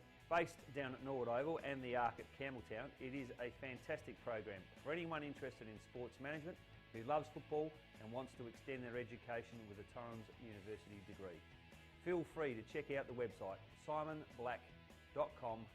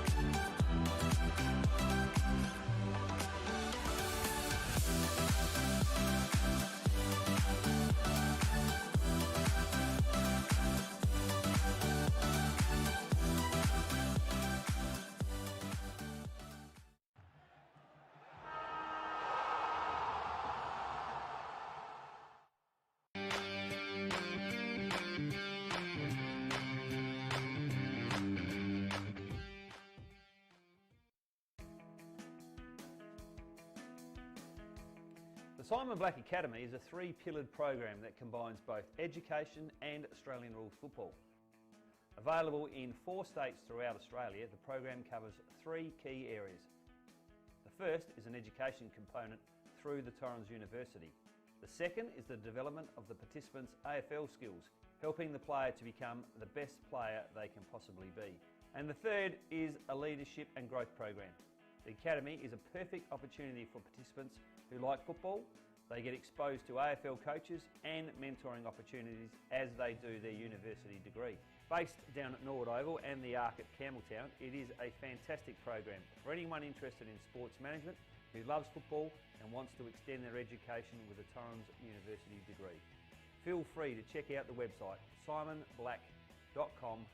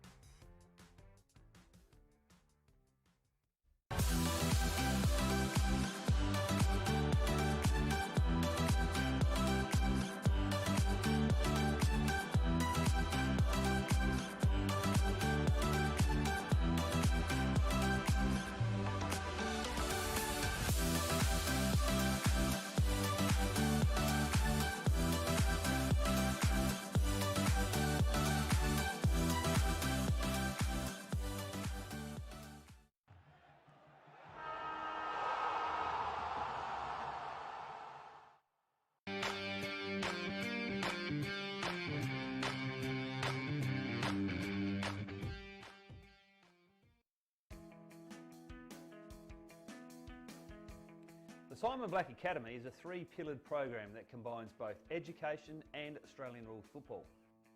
Available in 4 states throughout Australia, the program covers 3 key areas. The first is an education component through the Torrens University. The second is the development of the participants' AFL skills, helping the player to become the best player they can possibly be. And the third is a leadership and growth program. The Academy is a perfect opportunity for participants who like football. They get exposed to AFL coaches and mentoring opportunities as they do their university degree. Based down at Norwood Oval and the Arc at Campbelltown, it is a fantastic program for anyone interested in sports management who loves football and wants to extend their education with a Torrens University degree. Feel free to check out the website simonblack.com.au.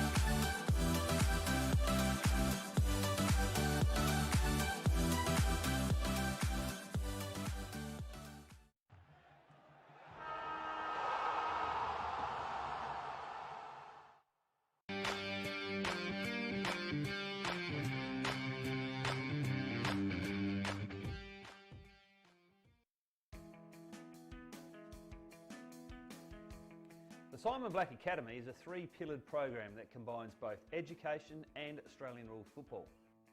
Available in 4 states throughout Australia, the program covers 3 key areas. The first is an education component through the Torrens University. The second is the development of the participants' AFL skills, helping the player to become the best player they can possibly be. And the third is a leadership and growth program. The Academy is a perfect opportunity for participants who like football. They get exposed to AFL coaches and mentoring opportunities as they do their university degree. Based down at Norwood Oval and the Arc at Campbelltown, it is a fantastic program for anyone interested in sports management who loves football and wants to extend their education with a Torrens University degree. Feel free to check out the website simonblack.com.au.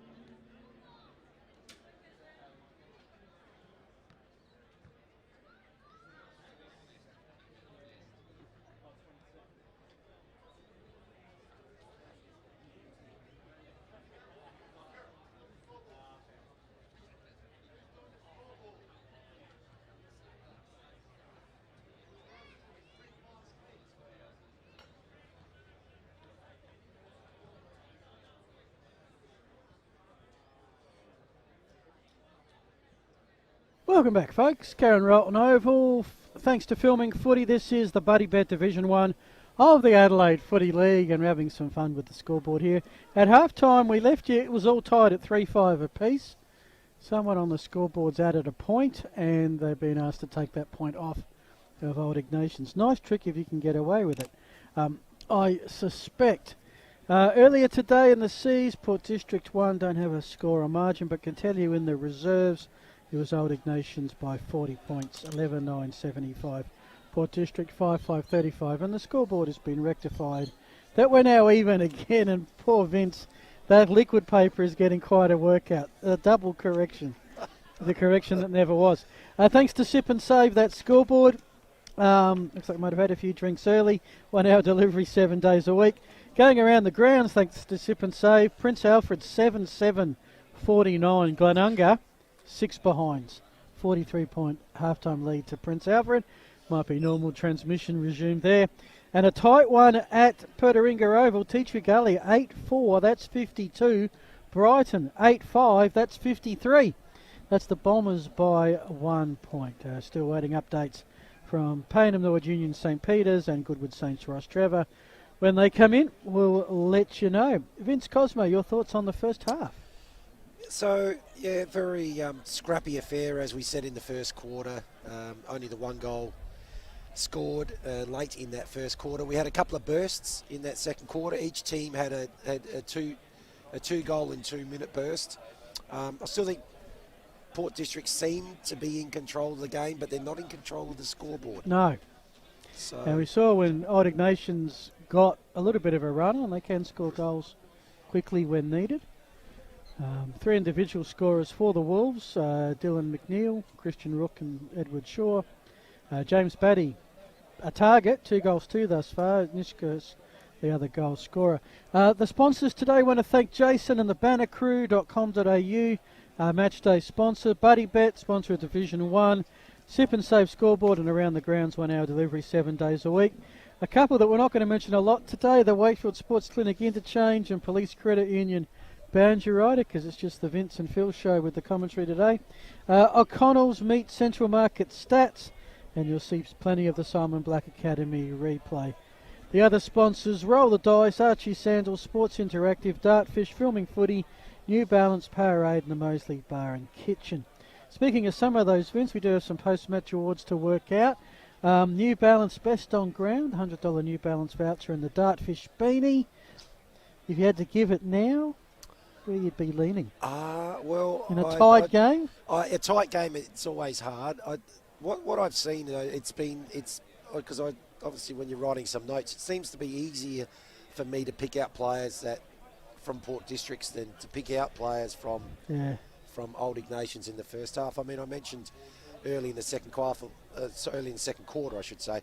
I thought that Jason Niskelhus was best on ground to that point, but Jack Gaffney really caught my eye in that second quarter, got an absolute stack of the ball, and actually helped them actually get some scoreboard momentum to reflect on what they probably had as a bit of dominance in general play. With the Old Ignations, the Wolves, Abbott has been busy. Will Abbott, through the midfield. De Prince on top in ruck, no surprise there. Brad Jones has been lively up forward. Hasn't really had an impact as much as he has in previous weeks yet. So a few names there, but again, a little bit harder to find them for Old Ignations. Conditions, we started at 21, we're down to about 20 now. I think it's going to get pretty cool pretty quickly now. The breeze has switched a little bit. It's now a straight westerly, just checking a flag up the hill at Macca's. It's blowing straight across the ground, not favouring either side. So should mean we'll have a pretty even game of footy coming up. Part of the Buddy Bet Division 1, round 6 of 18. Probably the biggest footy games in town this afternoon, given there's no Sandful. They got the state game in Perth this weekend. So you're with Phil Erden and your caller for the third quarter, Vince Cosme. Rightio. So what's going to happen in this half? Will we break the deadlock? Up it goes, bit of scrap around. Oh, the Prince gets down low, picks up the handball. Well played, couple of handballs. Now comes out to Brunoli. He now spills it, applies the tackle. Umpire will come in, we'll have a secondary bounce. So that actually went about 20 metres scrubbling along the ground to one side. Scrambled 15 metres one way and 15 metres back. And excellent. What a fantastic piece of ruck work that was. And that could actually result in a free kick to Old Ignations. It does. That was a magnificent tap by the Prince there, straight over the back of his head to a player that was at full pace. That was Rook, a player who will know what to do with a tap like that. Yeah, and quick kick in the forward line, one-on-one, defender under pressure there in Millman, results in, defender under pressure, and now I think giving there away was 25. I don't think he was too happy with the free kick in the first place. So Brad Jones will hit the scoreboard. He'll probably hit the shed out the back there. That ended up being all too easy. A free kick and then the 25 given away. And Old Ignations have opened their account, as has Brad Jones for this afternoon. That is his first goal. So 1 minute in, and we've broken the deadlock there. That's a goal to Old Ignations on the back of just that's fascination for the game for me is tap outs to advantage. I just love them when you see how something works. Just the way that was synchronised and the way those two went together there, De Prince and Rook, and suddenly the ball was inside 50. Well, let's see what he can do this time. This time the tap down in front.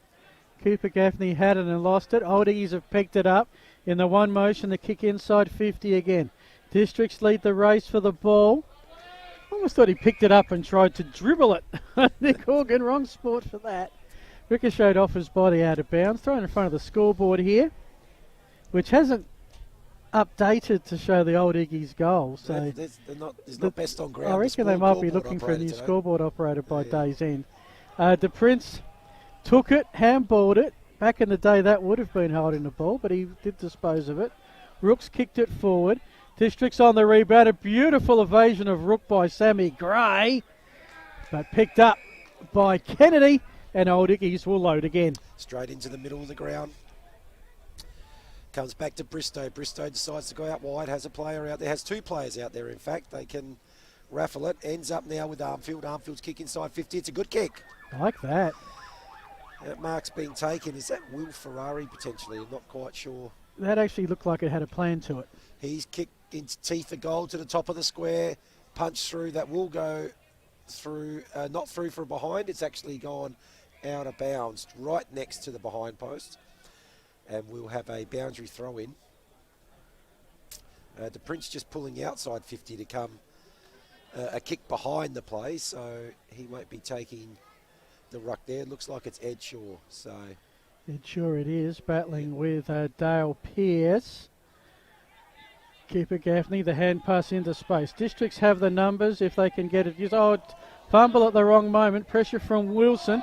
Nice pick up from Hawkins. He ran into a one-man brick wall called Matthew Brunoli, and Brunoli will take it. 65 out, heads for the top of the square. A lot of black. Set upon was Ben Millman. He was the one who gave away the descent 25 metres earlier. This time he runs away from the umpire not to infringe in such a way again. Ball up. Defensive tap out towards the boundary line. And ball is collected by Ferrari, and then he is brought over the boundary line. We'll have another boundary throw in. What is the world record for stoppages in a game? There seems to have been an inordinate amount in this game. So tight and tough. Both very well set up defensively. Pearce at front. Ball now heading out towards the 50. Again, bit scrappy. Chance here, string of handballs, and now it's going to, no, it is going to, eventually we're going to have a kick. Now we have a kick. But good mark, defensive mark taken there over the back of Gavin Shepherd. Austin Murdoch, nice clunk. It was, he's decided to go back inside 50. A long way, that's a long way back. They're heading around the outer side field. They're taking the scenic route via the emergency room of the hospital. They went that far back.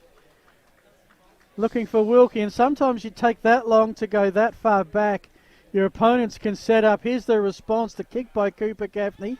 Spills towards Jack. Hand pass on. Open player. It's a grab, and it's going to be a district shot on goal. Broden Hawkins. I mean, I knew exactly what Ignations were doing, but I just think you don't go 30 metres back. Your defender comes up. Defender should have come up, correct. You know, to get across quicker. But now it's Broden Hawkins. This to tie the game if successful. Straight in front, 30 metres out. He's missed to the Port side. And it's a one behind. 3-6-24, Port Districts 4-5-29, Old Ignations. That is on your sip and save scoreboard. 1 hour delivery, 7 days a week. We're just waiting for this ball to come back in now. So, short kick, player spotted up. Abbott had plenty of it. So it's to come towards the grandstand side. Oh, now it goes short. That looks like it's Kennedy. He keeps it nice and spotted. Actually, he's had a man spotted up there, which was Wilson, but it just went over his head. Brinoli was tackled very, very well. Brinoli applied the tackle very, very well, and he has earned himself the free kick. It's the second time he's got a holding the ball in the last 5 minutes.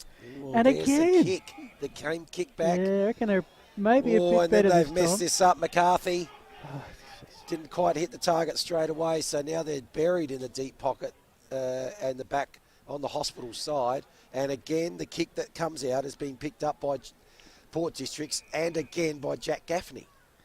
Yeah, so they're going to swing it around here, Port Districts. You'll notice that when they switch play, they sort of go directly sideways, not a lot of back. This will be Millman, kick inside 50. Hot footy. Oh, beautiful pickup. Easy goal to Ben Gould. Courtesy of the hand pass from Tommy Carter. And just like that, Port District have scored their first goal of the quarter. Gould's first. And I've got Port District, and I'm not trusting that scoreboard ever again. I've got Port District at 4-6-30 and Old Ignations at 4-5. How are we doing? No, I reckon I've got 4-6 to 4-5. So okay, three of us are in agreement. Producer Matt that's a hat trick. Gives us a thumbs up. Yep. The one thing I will say is that it's a 7-minute mark. We can trust that portion, that bottom right-hand corner. I think once they start. Yeah, it's now. Yeah, now they agree with us. So someone's watching the stream, obviously. Yeah. Up it goes. I reckon De Prince did give away the free kick there. That's correct call by the umpire. Neither ruckman eventually got a tap to it. So Pearce took his time, spotted someone up. What a fantastic kick was that? Yeah. A brilliant kick. Ruckman. By a ruckman. Who needs the handball? Shepherd. It's got the ball forward. That was a brilliant kick. Caleb Daniel would be proud of that kick. So Shepherd's now got it. 45-degree angle. 45 potentially where he'll be kicking from. How does that one look? For across the face. Did it actually make it? It did. And that will double the lead. From 1 point to 2, the quick kick out, which Vince loves because he can't mark it down on his piece of paper before it's already on the half-back flank. They used to wait for the goal umpire to wave his flag. It gave me plenty of time. All these speed-up things are actually a real problem for the commentators because you don't have that chance to read a score or jot it down in the old budget. Don't know what this record thing is. Anyway, take it away, Vince. Okay, so that's Centenera gets the handball. String of handballs look like it's going to end up here with Hugh Ferrari. Bounces out Wilson. Good pick up. Now the ball comes in front. That's Centenera again. And a little bit lucky maybe the kick there, but Grant's got it. He spotted something out wide. The kick looking for Jones, I think it was, but that's gone a bit too wide. Is he going to keep it in? No. That's his negative. Boundary umpire's catching up. And he will shortly ball it up. Throw it in, of course. And he'll be about 30 around from the Iggy's goal. But he comes off on the Wakefield Sports Clinic interchange. Most of the players are inside that 50-metre arc, only about 6 old Ignatians side of the centre circle.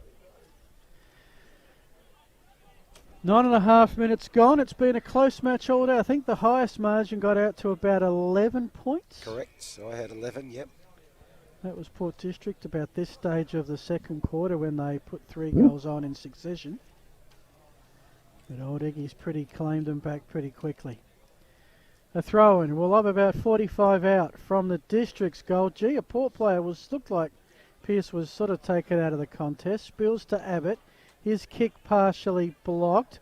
In a little bit of trouble. Oh no, it's old Iggy's kicking to this end, sorry.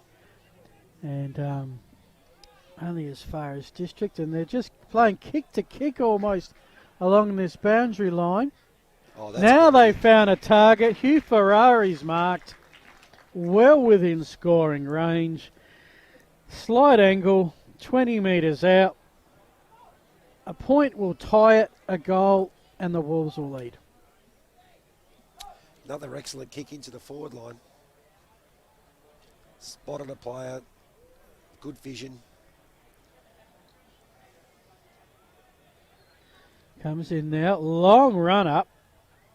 Kicks through the ball like that. Over the sight board. Sight screen. And that's a goal. First 1-2 Old Ignations this quarter. And that is the first. So they're doing it 5 goals, all to individual goal scorers. Sip and save scoreboard. Old Ignations 5-5-35. Port Districts 4-6-30. Sip and save. 1 hour delivery. 7 days away. Just have a look at on the replay here. This kick that comes in, absolute bullet, and a mark taken by Ferrari, and that then has given us another lead change. 5 goals to 4. Yeah, I actually think it's 4-7. Would you concur with that? I would. 4-7. Okay. There we go. Glad they're not being Better paid late than by never. accuracy. It's 4 points the difference. That's we can say that's Yep. what it is. Okay, so here we go. Carter, kick out wide, good kick. On the run, doesn't have to break stride there is Gould. Gould's kick inside 50. Pack flies, can't quite take the mark. It's going to be Iggy. Oh, that's a high kick coming back out. Get under that one, and they do. Couldn't actually hold on to it, Hawkins. Kick, to Prince will claim that. Handball, running there, Ferrari again. Moving like one at the moment, the last 5 minutes. In it goes to Abbott. Abbott, possession number, I don't know. Had plenty of it again. Kick forward, Jones. Can't take it. Spoil there by Millman. Scrambling in the forward line. They're calling for holding the ball. Umpire's going to come in. In all my years, I've never heard that. Possession number, I don't know. But it's a He's lot. had plenty of it. That's all I know. Okay. At least you're honest. Pearce taps it down. Scramble again just in front of the square. Umpire's calling, holding the ball. We've got to find out who's at the bottom of the pack. It was a Old Ignations player, and Cooper Gaffney. So Goes he's out towards kicked. 50. Kick is just going to be in a bit of trouble, but no, they've managed a bit of a lucky kick. Again, here's Jack Gaffney, another one with a bundle of it. I'm not going to try and get his as well. Eventually gets its way here to McKay. McKay, the ruckman. Bit of a hurried kick. Could be intercepted by Abbott again. And another short kick out to the boundary line. Oh, just made it here. And that'll be Bristow. Bristow goes in the middle. Gee, that's Nice. a good kick. Good kick in there, looking now for Will Ferrari. Will Ferrari gets the ball on. But Sammy Gray's able to pick that up and get the ball out towards Zach Hawkins. Zach Hawkins, is that going to land inside? What's happening there, boundary umpire? Off hands. Off hands. Yeah, that wasn't great off that boot. And I think he's just starting to work out a way to slice through the District's defence with some of those hand passes. Right now, the 4-point lead, halfway through the third quarter, a game where no team has been 2 goals or more in front all day. Probably because we've only had 9 goals in total kick. Sam Gray takes one, ragdolled another, got the hand pass to Hawkins, kick around the body. Gould got a pretty poor bounce. Umpire says my ball. So the winner of this goes to 4-2, guaranteed a share of league leadership. The loser will drop to 3-3 even money.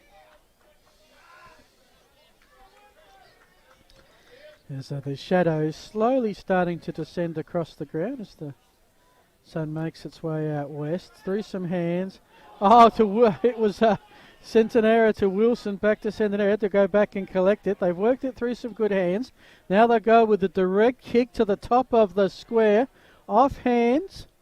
Loose ball. Soccer off the ground is good. Is that Grant? I think it might be. Just want to confirm the goal score. I reckon you're correct. He got a bit of a knock, I reckon. Yeah, that's Grant. Yep. His first goal. The 6 for Old Iggy's, all individual goal scorers. And they now have their biggest lead of the afternoon, which is 10 points. So 15 minutes in here, and Iggy's have just opened up a slight lead.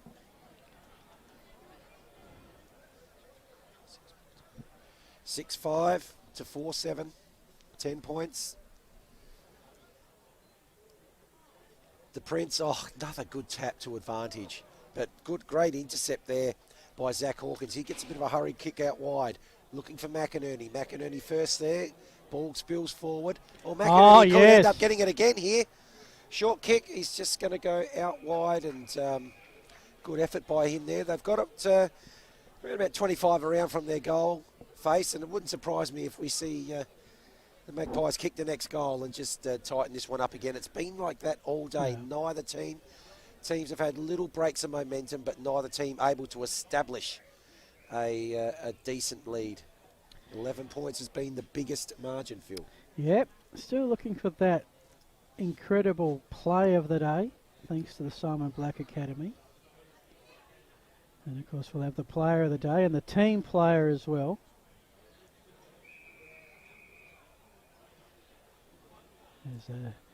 Port District have advanced at about 15 metres. In front of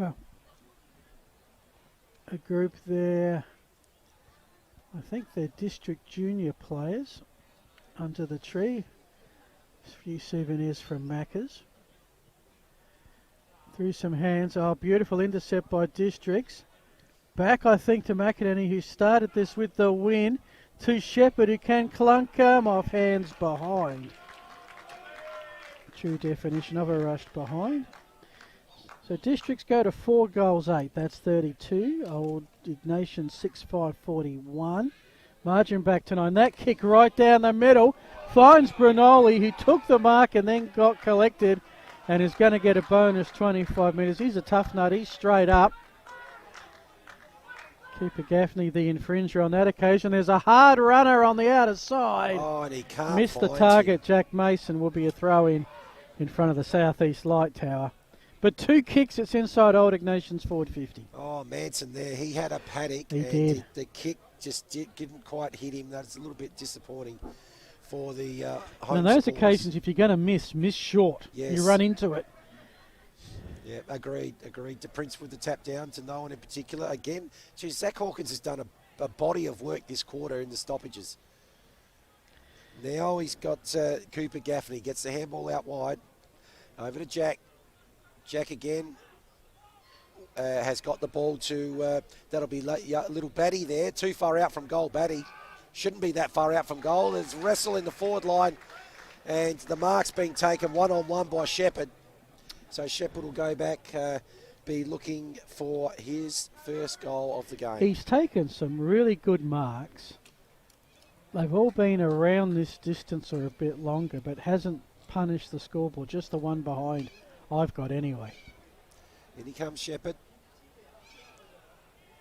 And that looks pretty good from here. I think it is pretty good. The cheers to our right will tell you it is good. 3 points the difference. Well predicted, Vince Cosme. As you said, Magpies from Port District would get the next. I think every team in that vicinity is the Magpies, aren't they? Lotto numbers are. Yeah, while you're at it. While you're at it. Be interesting, actually, next year, the weight of the Breakthrough Mental Health Foundation Division 2. North Haven, who are storming through that division at the moment. And straight up from Div 3 too, straight up from Div 3, if they can get the promotion. A Port District North Haven game. Oh, yes. We're going to be there for that one. We want the first derby next year, absolutely. Up it goes. The Prince gets the tap. This one's going to be picked up there by Abbott again. Possession, I don't know, plus about another 3 since then. It's out on the wing. The kick goes forward. It's going to be marked. There's a player in the middle here. Ferrari chooses not to go that way. Decides to go deeper. And yes, the mark's been taken. Rook. And that's, thank you, Christian Rook there has taken the mark. Right on the far side of the ground. The southeastern pocket, I should say. And he'll be kicking from about 20 metres It's actually the Ferrari pocket. I kid you not, there is a Ferrari dealership right behind him. There is. But it's a Rook, not a Ferrari, and he has missed. So I'm going to quickly get my my dot down. That is their first blemish, You've got to record all of these. We don't trust any other score. No, that's 6-6 to 5-8. I think we're right. I think they're back on track. They've probably been told they weren't going to get paid if they kept up with that performance. Out it comes. Long kick. And a good grab taken by Edward Shaw.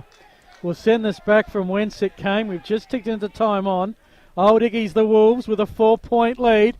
It's going to lob at the top of the square. Rook went down, took a few with him. By the boundary line, the banana kick. Oh. Well, it would have been the play of the day if he'd have kicked it. But he actually hit the behind post on the full, young Jack Manson. And that won't get you play of the day. Sorry. Unfortunately, Jack, that... I like the idea. Good try. Good try. I suppose if you assess your options and there's nothing on, then you have a go. Well, fair enough. But I suppose it looked to me like a little bit tunnel vision when he picked that up. So the ball will go out again. That's a long, long kick. Probably against the breeze. I reckon that's probably gone at least 60. So good leg. Off the hands of the pack though. Now the opportunity to bring the ball back inside 50. 2-on-1. Can't quite take the mark there, Grant.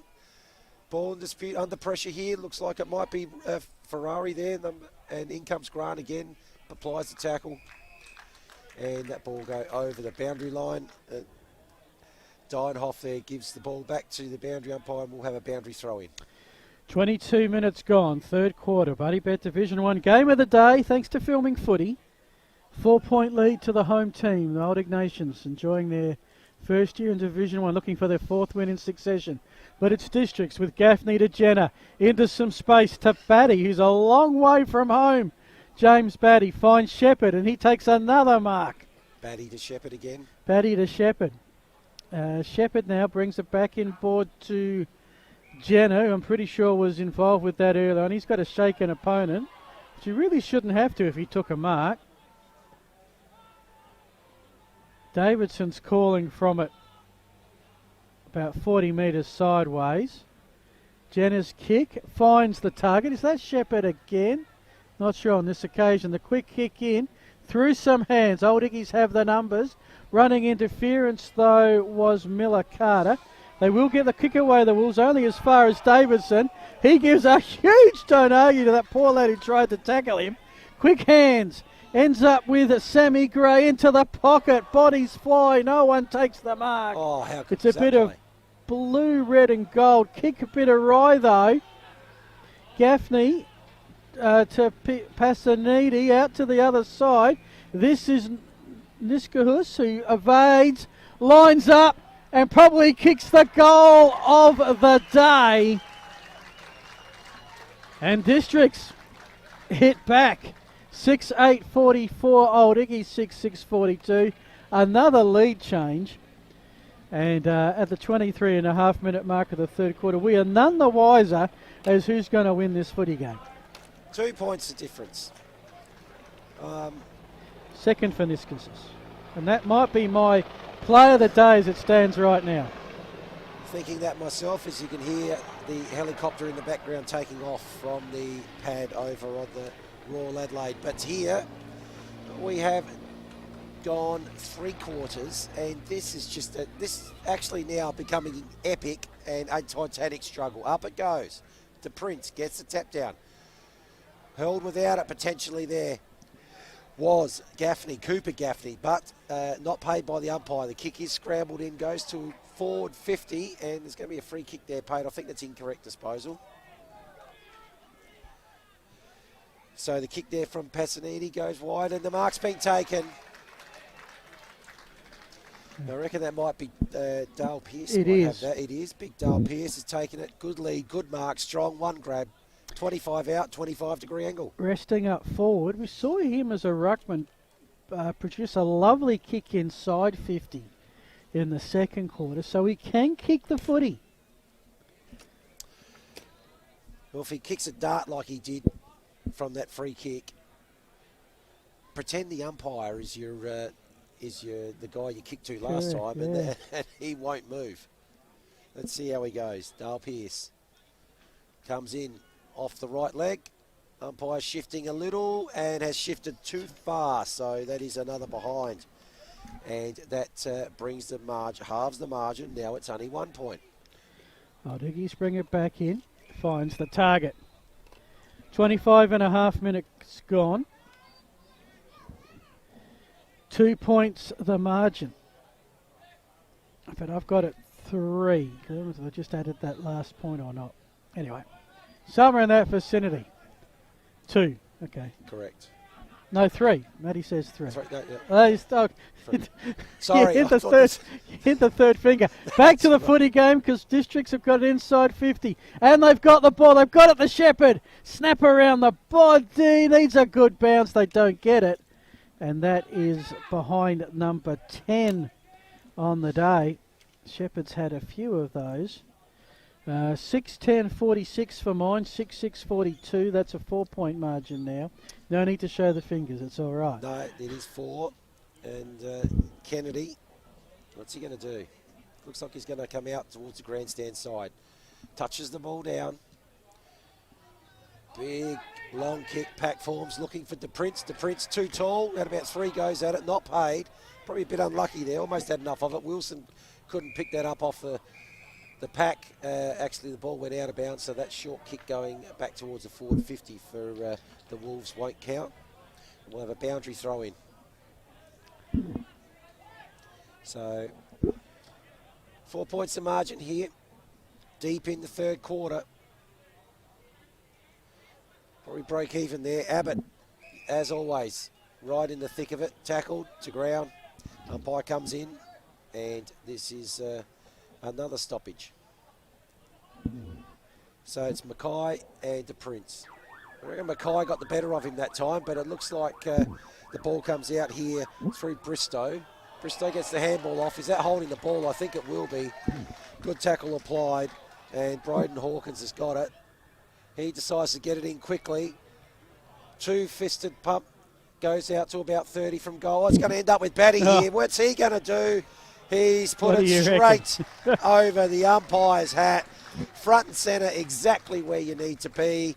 And that is now a third goal for James Batty. And 9 points, 10 points the margin is now out to. Only one off the equal highest margin. 28 minutes. Yeah, this quarter, it's been interesting. Ignations it's been 9 scoring shots to 3 in favour of Port District, but they've kicked 4 goals, 5. Old Ignations 3 goals. So what was a 5-point Old Ignatian lead at quarter time, tied at half time, right now at the 28-minute mark is a 10-point District lead. They've kicked, I think, the last 3, possibly 4 goals. I reckon the last 3 goals of the contest. Yep. All right, so we go forward again, Old Ignations. They need a late one just to keep it close at three-quarter time. As Vince Cosme said, this is one of the larger margins we've seen. The second time Districts have got it into double figures. And it's a ball up 49 metres out. Abbott, hand pass across. They're working within an inch of that boundary line through a couple of hands. They ran under the ball, did Grant. And there is your siren. Three-quarter time at Karen Rolton. A good time on period for Port District where they've kicked the last 3 goals of the game, converted a deficit into a 10-point lead very quickly. The main goal scorers for District, Batty with 3, Niskahus with 2, all single goal scorers for Old Ignations. It is 3/4 time. We'll be back after the break. This is the Adelaide Footy League. Thanks to Filming Footy.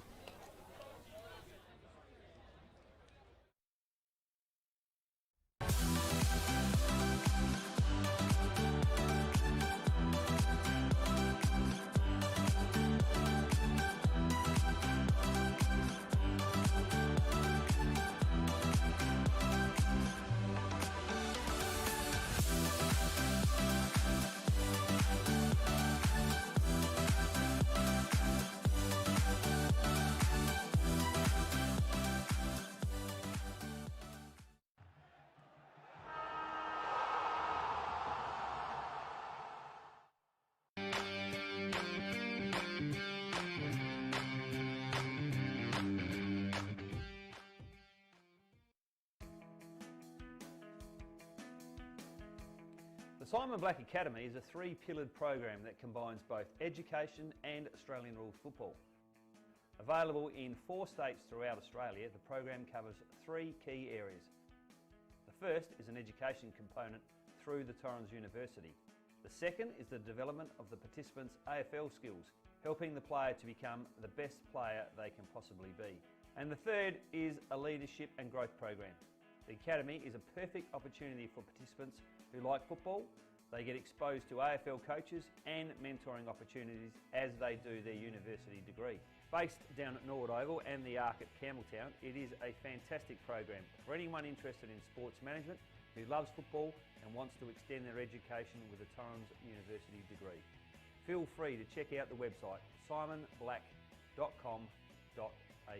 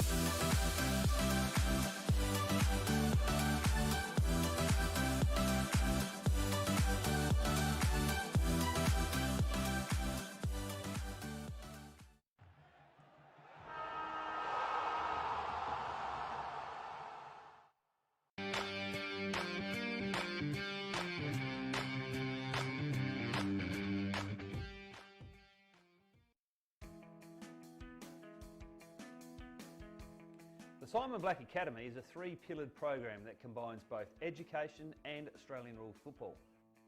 Available in 4 states throughout Australia, the program covers 3 key areas. The first is an education component through the Torrens University. The second is the development of the participants' AFL skills, helping the player to become the best player they can possibly be. And the third is a leadership and growth program. The Academy is a perfect opportunity for participants who like football. They get exposed to AFL coaches and mentoring opportunities as they do their university degree. Based down at Norwood Oval and the Arc at Campbelltown, it is a fantastic program for anyone interested in sports management who loves football and wants to extend their education with a Torrens University degree. Feel free to check out the website simonblack.com.au.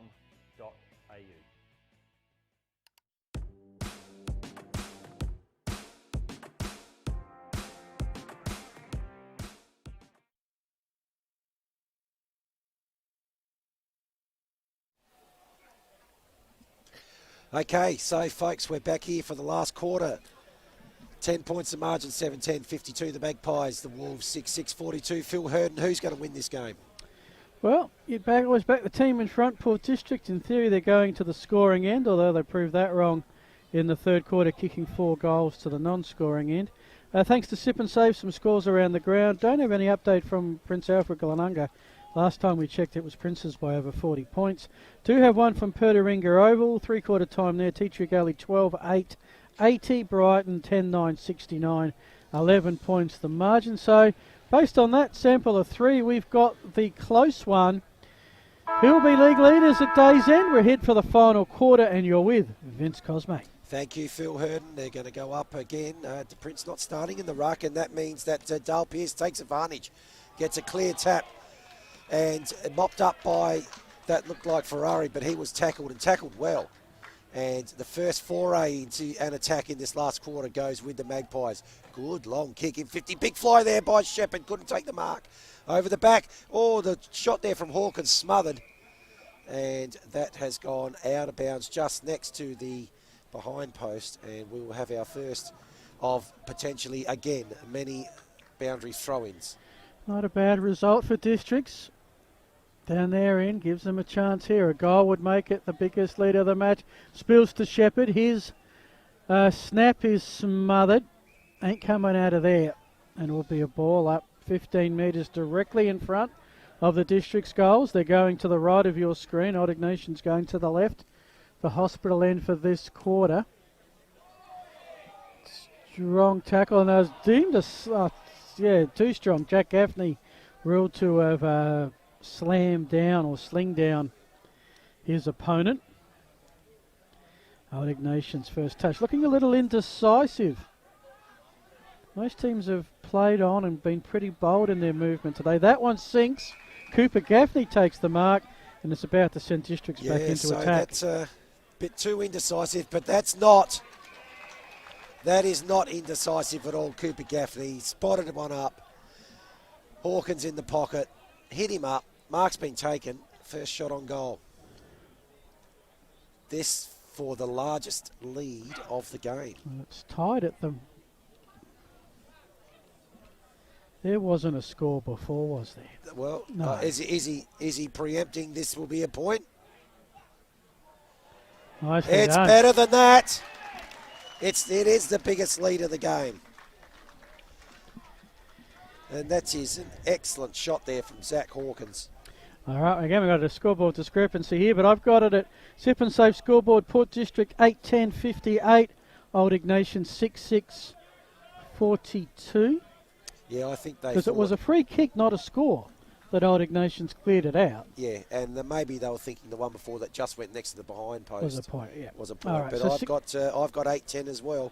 16 points is the biggest margin of the match in favour of the visitors, looking for their first road win of 2022, and it would go with their fourth win of the season. Player taken without it. That was Hugh Ferrari. Heads for the outer flank, looking for Ed Shaw. Cooper Gaffney gets in the way.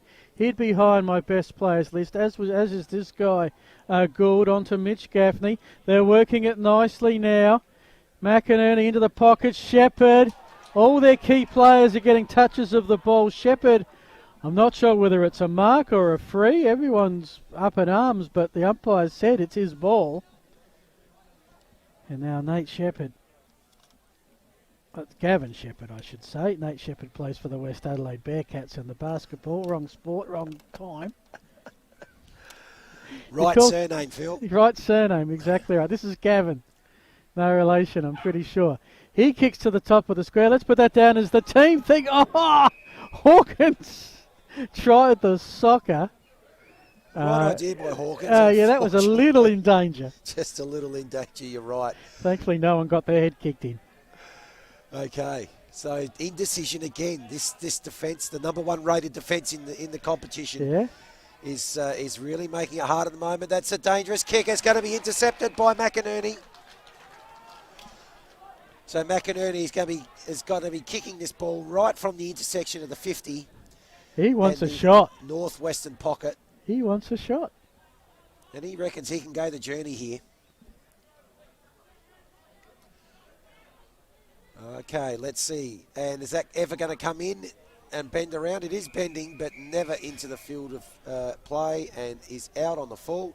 Relieving kick will be taken by Old Ignations. Used to, when I was marketing manager at South Adelaide, used to get we used to have a 3/4 time $1,000 kick from that spot. And I think I gave it away once in a year. All right, we're back in play. Old Ignations really haven't gone forward of centre, I reckon, so far in this one. Hand pass heads towards the boundary line. Right in front of the Wakefield Sports Clinic interchange gates, where normally our Police Credit Union boundary rider Lambo would be roaming, but not today. He's on assignment somewhere in slushy land. And Pearce has given away a free kick. And now it's a chance for Old Ignations to go forward. Plenty of time. But it is a 16-point margin. And they would not want it to blow out anymore. They need Vince Cosme the next goal. Oh, they need the next goal, but I'm not willing to call it this time. But it's likely they will probably get it. It's just been the way that this game has gone all day. But Ed Shaw puts the ball in. It's been collected on that beautiful tackle applied there by Ben Millman immediately as that ball had been received there by Jones. The Prince with the tap down. Opportunity here. The ball now with Brinoli. Now goes to Abbott. He goes a bit wide over towards the far side. Kennedy running extremely hard. It's not going to receive the ball though. Was well tracked by Jack Gaffney. So he goes long, high, and to just in front of the top of the square. There's a big fly. Looked like that could have almost been a mark there to Dale Pearce. Not paid. So it's picked up by Iggy's and the kick off the ground, and I should have called it. I'll get you the number in just a sec. I'm on him. Called it. It's Dylan McNeil, the first multiple goal scorer. Dylan McNeil's kicked the goal. And he does become their first multiple goal scorer at the 6-minute mark. Now It's one apiece. This is where that scoreboard becomes a concern as the score narrows back to 10 points by our books. 8-10 to 7-6 Sip and Save scoreboard. Oh, that's right, so 10 points. But Dylan McNeil has his second. One in the first, one in the last. So he'd be hoping not to bookend their goal scoring because that won't be enough for them. Ball in the centre. They needed that one, and they probably need the next one in a low-scoring affair. But Districts will get the clearance. McInerney's on the outside. If it gets to him, it doesn't quite. Ed Shaw gets in the way. McInerney can't lay the tackle, but can put the pressure on. Hot footy on the half-forward flank for Districts. Carter got it, pushed in the back for mine, and that's what he gets. And half of Karen Rolton applause, and half goes, what are you talking about? I don't think I'll ever have a penalty for fan dissent. I think that would be the end of football as we know it. But it's inside forward 50. Shepherd, he lost it. They're still tackling him, but he hasn't got the ball anymore. So it will be a stoppage. 8 minutes gone to the final quarter. The shadows of the trees and grandstand starting to make their way across the oval. Beautiful work by Mitch Gaffney. Kick to an open spot. If it took a right-hand turn, it would have been interesting. It's Gould with the pickup. He shows a bit of vision, goes back to Shannon Jenner, who marks. Batty lurking as well. And now Jenner a chance to extend this lead again. Nicely done. Well, was well done. I just think maybe has the kick gone back a bit too far. Yeah. So he did pop that up, and it did seem to go back and back and back, but Jenner probably could have run into it and been, not much more than half the distance he is. Jenner has played for a lot of clubs over his time. And another one that hits that left behind post. No score will register. That's out of bounds on the full. Old Ignations footy. Memo to scoreboard operator, no score. Yeah, dude, you've already that's got not 1 point a too many. behind. Don't put another behind up. You take one off. We have it 7-6 to 8-10. Okay, that's a nice long kick right almost up to the centre. Big fly there. Couldn't actually quite take it there, Miller Carter. Now there's a ball that's gone straight up in the air. Good work there again by Jack Gaffney. He is going to feature highly. Out of the pack, ball goes wide. Too wide, was it? I know Hawkins has got it, but No. it was too wide. Ferrari has it in the Ferrari pocket. Defensive 50, brings it across. Okay, yep, makes sense. Next kick's the key one, because now that they've conceded ground, keeping it off of Port District won't win them the game. They do at some point have to attack. They're trying to do it now on the centre wing. Umpire's found a free, will go the way of Districts. Let's see where this one ends up. Centre wing, outer side.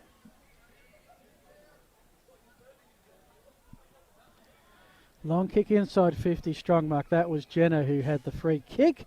Iggies have it, and they're going to need to get it out of this defensive 50, or it's been for the last few minutes. Kick's going to come out wide. Looks like a pretty good kick. It is. Excellent kick. Abbott's got it. A little bit nervy, but he's got it now back to Armfield. Armfield goes a bit wider. Oh, gee, that's got to be a free kick, umpire, yes. Just a little bit too aggressive. I reckon that's Big Kennedy there. No, sorry, McCarthy. So McCarthy out towards the far side of the ground. Ball on the ground. Oh, that's a good pickup. Out to wide. Wilson's there. Oh, gee, that could have been a collision there, but it's picked up here, and it comes back to Cooper Gaffney for Port Districts. He tends to go to the wing, and it's a good kick. Finds Mitchell. Gaffney. So we've got Mitchell, Jack and Cooper in the Gaffney group today. Mitchell Gaffney, his kick goes high, inside 50, pack. Oh, one arm up by Murdoch was enough to bring the ball to ground. Quick snap there by Gould into the pocket, bouncing, rolling. Ooh, geez, just to the wrong side of the post. Extends the margin to 11 points. 11 minutes gone, so time is not yet the issue. It's within 2 goals. That's a huge kick towards the centre. Districts have some numbers, are going to send it back. It was Jenner to Gray, to the top of the square. Shepherd needs a runner. No one really providing. The hand pass to no one in particular. So, hey, I'll hand pass it to a defender and hope they get tackled and give it up holding the ball. Didn't quite work. Ball up, 30 metres out. 12 minutes gone. Umpire throws it up and lets the players go to work. Hawkins tries to run onto it. That's Zach Hawkins. He's copped a high one there. It looked like Murdoch. It's going to be Iggy's with advantage paid coming out in the Grant direction. It is. So ball right in front of us here. Grant, was he hit high? No. Standing over the top of him, Gaffney. Now they're calling for holding the ball. Geez, a little bit unlucky there. I see the reasoning for the free kick. I thought he might have missed one a little bit earlier than that. But Cooper Gaffney's got it. Kick inside 50. Pack forms. Off hands. Comes back out. Might bounce out of play here. Umpire has called it out. I think McInerney might beg to differ slightly. He pushed it down on the line. But maybe just preempted a bounce that didn't happen. I don't know. Boundary umpire had the best view. Shouldn't contradict it. Might get a 50. Pierce taps it down. First one there. He's done a power of work out, but I think he's definitely been their best player in terms of possessions. Gray. Good handball, Sammy Gray. Kick to Niskols. Niskols deep inside 50. Bouncing in the square. First one there. It's going to be Kennedy. Kennedy picks it up. Got a bit of time. Where's he going to go? He's gone the top. Well, he really He's had no gone the option. top. No real option.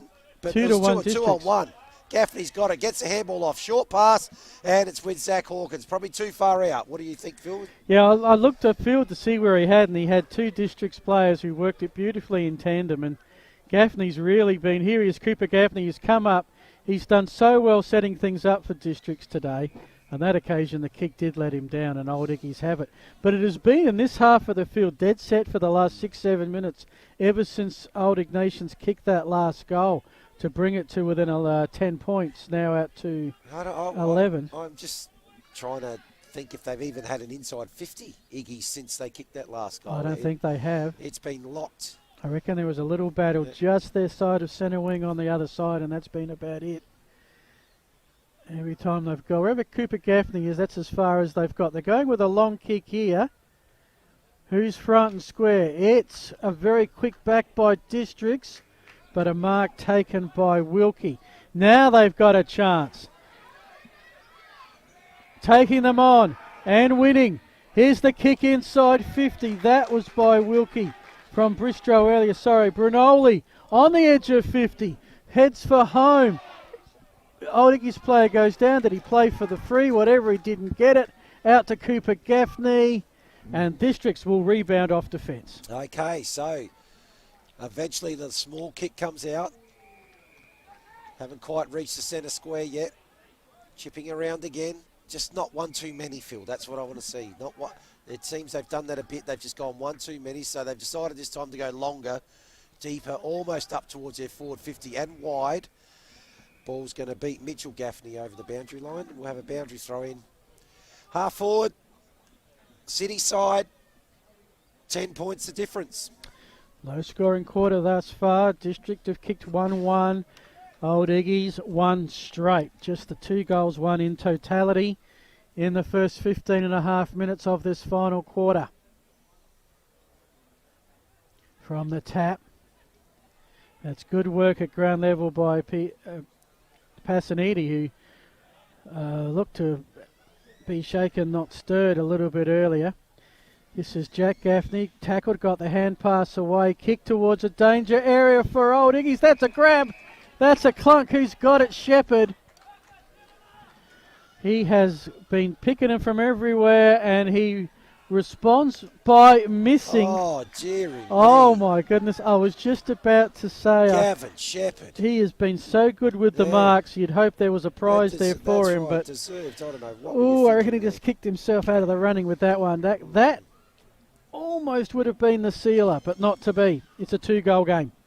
Okay, Iggy's. Now time is starting to become an issue. Largest margin of the game. Ball on centre wing.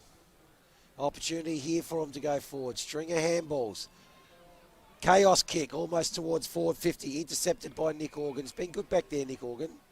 Half back. Thwarted quite a few.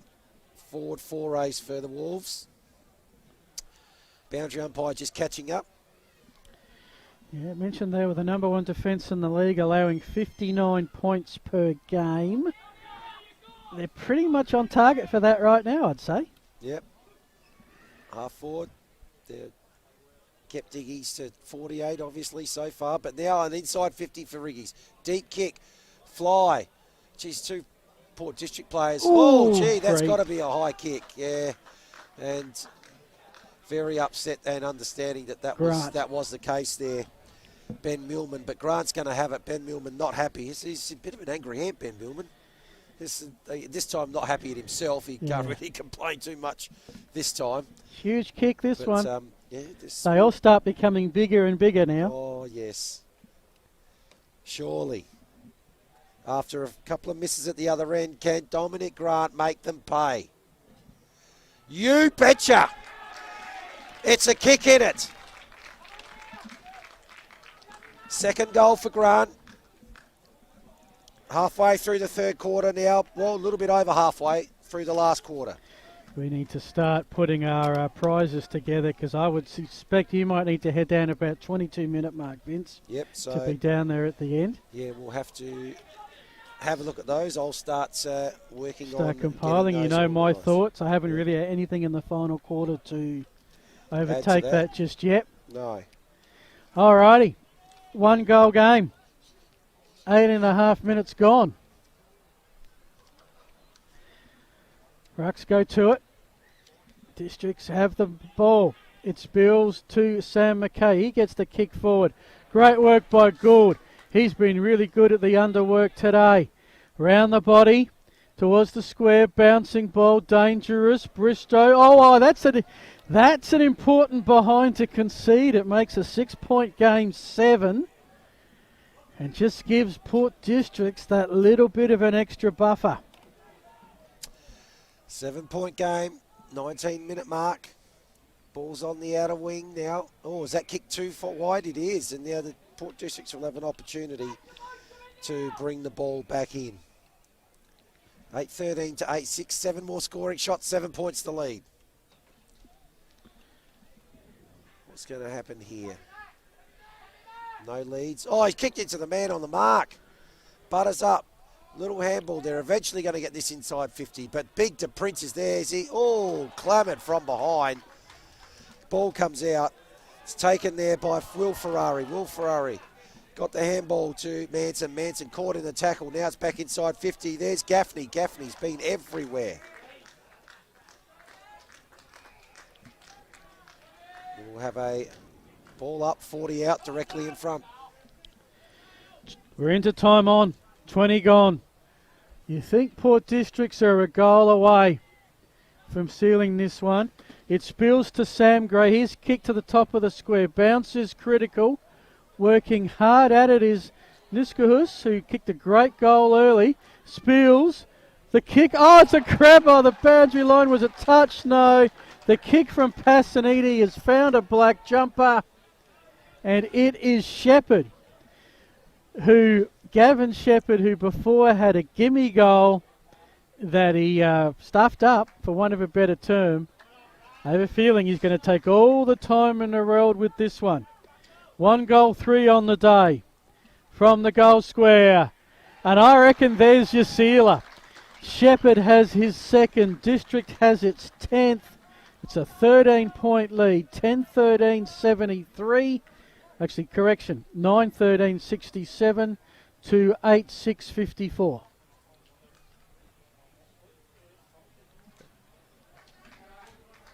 "21 minutes gone. 13-point lead. It might just be enough. So the road ahead for these clubs, as I reckon you've got about a minute left, Vince. For Port Districts, they travel to Brighton next week, take on the Bombers, host St. Peter's, travel to Rocks and Glenunga. So a few more road trips ahead. This will be, on current trajectory, their first road win. We're back in the middle. Pierce the tap. Through some hands to Dorr. It's going to be another Port District free. Will go the way of Shannon Jenner, who's been one of the players that's got better as the game goes along. To Hawkins. Broadcast side of the centre square. 22 minutes gone. Finds Niskahus. And you can see now, time is their friend. He'll kick into the pocket. Play the percentages, find the target. And this occasion it's Tommy Carter. Carter, he wants to win the $1,000. He's going to take the shot from the South Adelaide, the Panther pocket. The Panther pocket in front of the Jimmy Dean Panther grandstand pocket. down So at we'll watch Noarlunga. this one, and I better head down, I reckon. All right, Carter comes in. Gee, that's not a bad effort. Not a bad kick, will fall short. And snap! Oh! No. And not the greatest place you want to have an area. It's a behind. It all probably makes a difference now.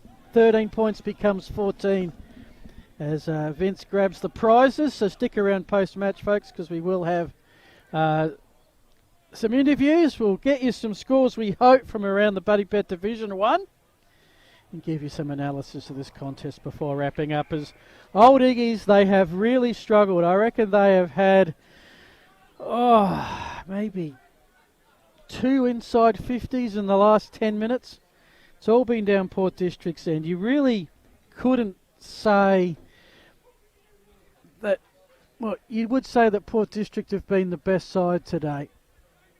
Old Iggies have kept it close at times.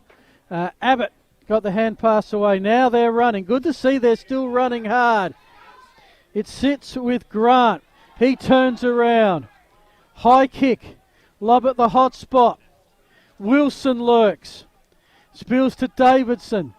He goes to ground, but got the hand pass out to Mitch Gaffney. And now it's District's turn to try and run, but not the greatest of bounces. Turnover, Shaw. Hand pass in hope. Here's a chance for Old Ignations. They've got a free player if it sits. It won't. Davidson comes in and ensures there's not going to be a shot on goal. And I think was Jones who couldn't quite get clear possession to take the shot. As the shadow of the trees and the grandstand now slowly making its way into that pocket. 24 and a half gone, 14-point margin.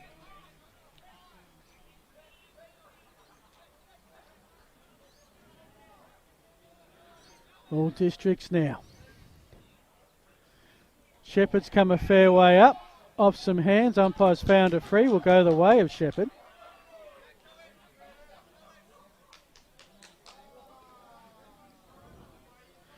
Who I reckon is going to get cramp about now. It's usually how it works. So they're using his full allotted time and kicks it down the line. They'll play percentage footy from here, districts. Gets it to Austin Murdoch. They'll return fire pretty quickly, hoping it flies out the back. Shaw can't do anything, no. Districts have the numbers, and Shepherd spots up Zach Hawkins in front of the interchange gates. Thanks to the Wakefield Sports Clinic, Sam McKay waiting to get back on, as he does now. For Shepherd.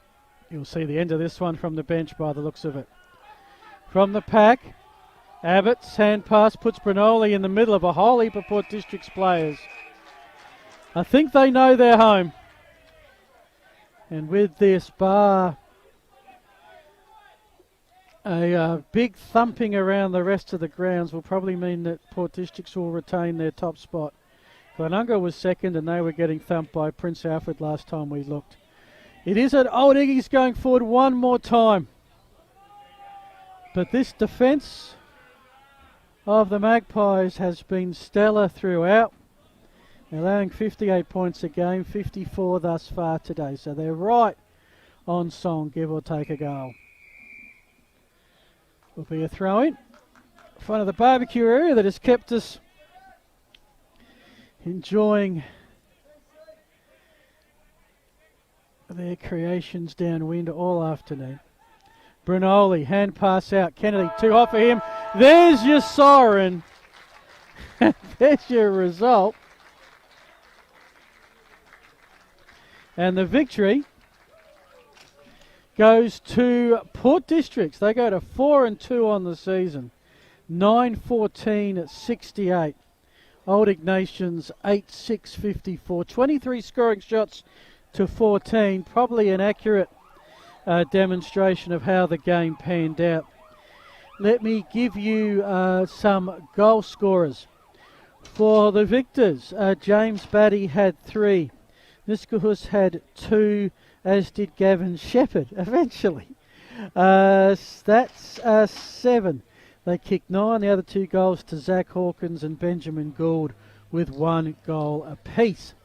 For Old Ignations, they kicked 2 goals, 2 to Dylan McNeil, singers to Bradley Jones, Hugh Ferrari, Christian Rook, Edward Shaw, Jack Armfield and Dominic Grant as the umpires come off. And well done to them for the way they officiated that contest, letting the players sort out most of it. Nothing of any huge contention there, which was great to see. And hopefully we will learn over time to appreciate our umpires more than just at Umpires Appreciation Round. Prince Cosmo's taken the prizes. Now he's just got to get his way onto the field and he's just got to corral the players for the interviews.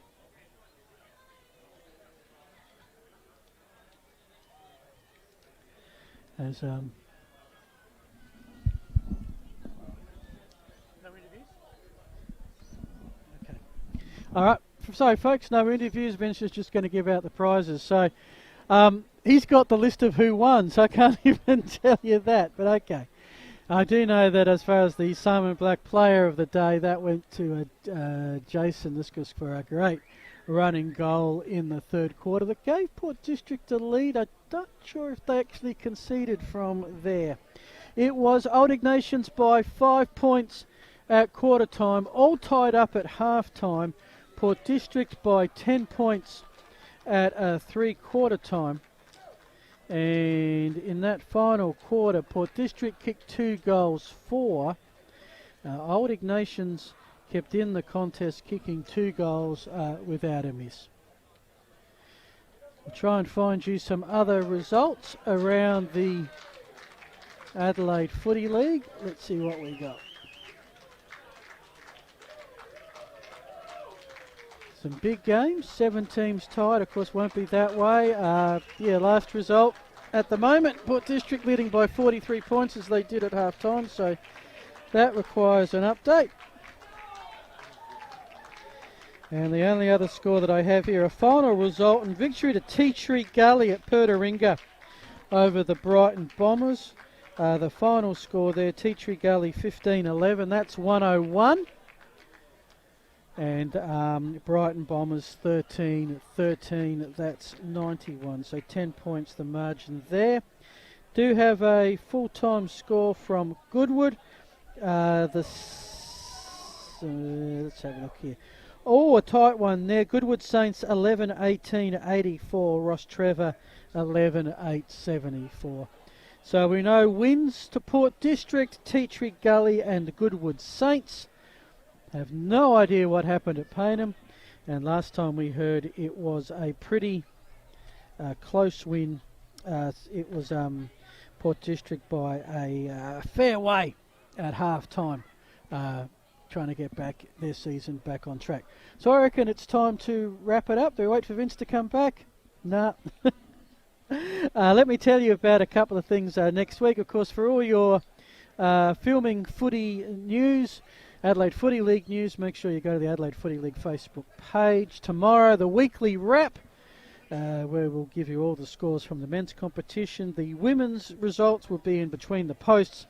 That will come out Wednesday, Thursday, plus plenty of other content as well. Goals and marks of the week's interviews galore. If you're an Old Nations fan, you're off to St. Peter's next week. Port District are off to Brighton Road to play the Bombers. The other games next week, St. Peter's hosting Old Ignations, mentioned that. Glenunga hosting the Goodwood Saints. Tea Tree Gully and Prince Alfred. Broadcast game will be Ross Trevor versus Payneham Norwood Union. Our sponsors, we thank them.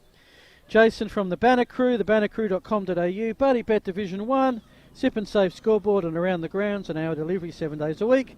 Lakefield Sports Clinic, Police Credit Union, O'Connell's Meat Central Market, Summer Black Academy, Roll the Dice, Archie Sandal, Sports Interactive, Dartfish, Filming Footy, New Balance, Powerade, Moseley, Bar and Kitchen.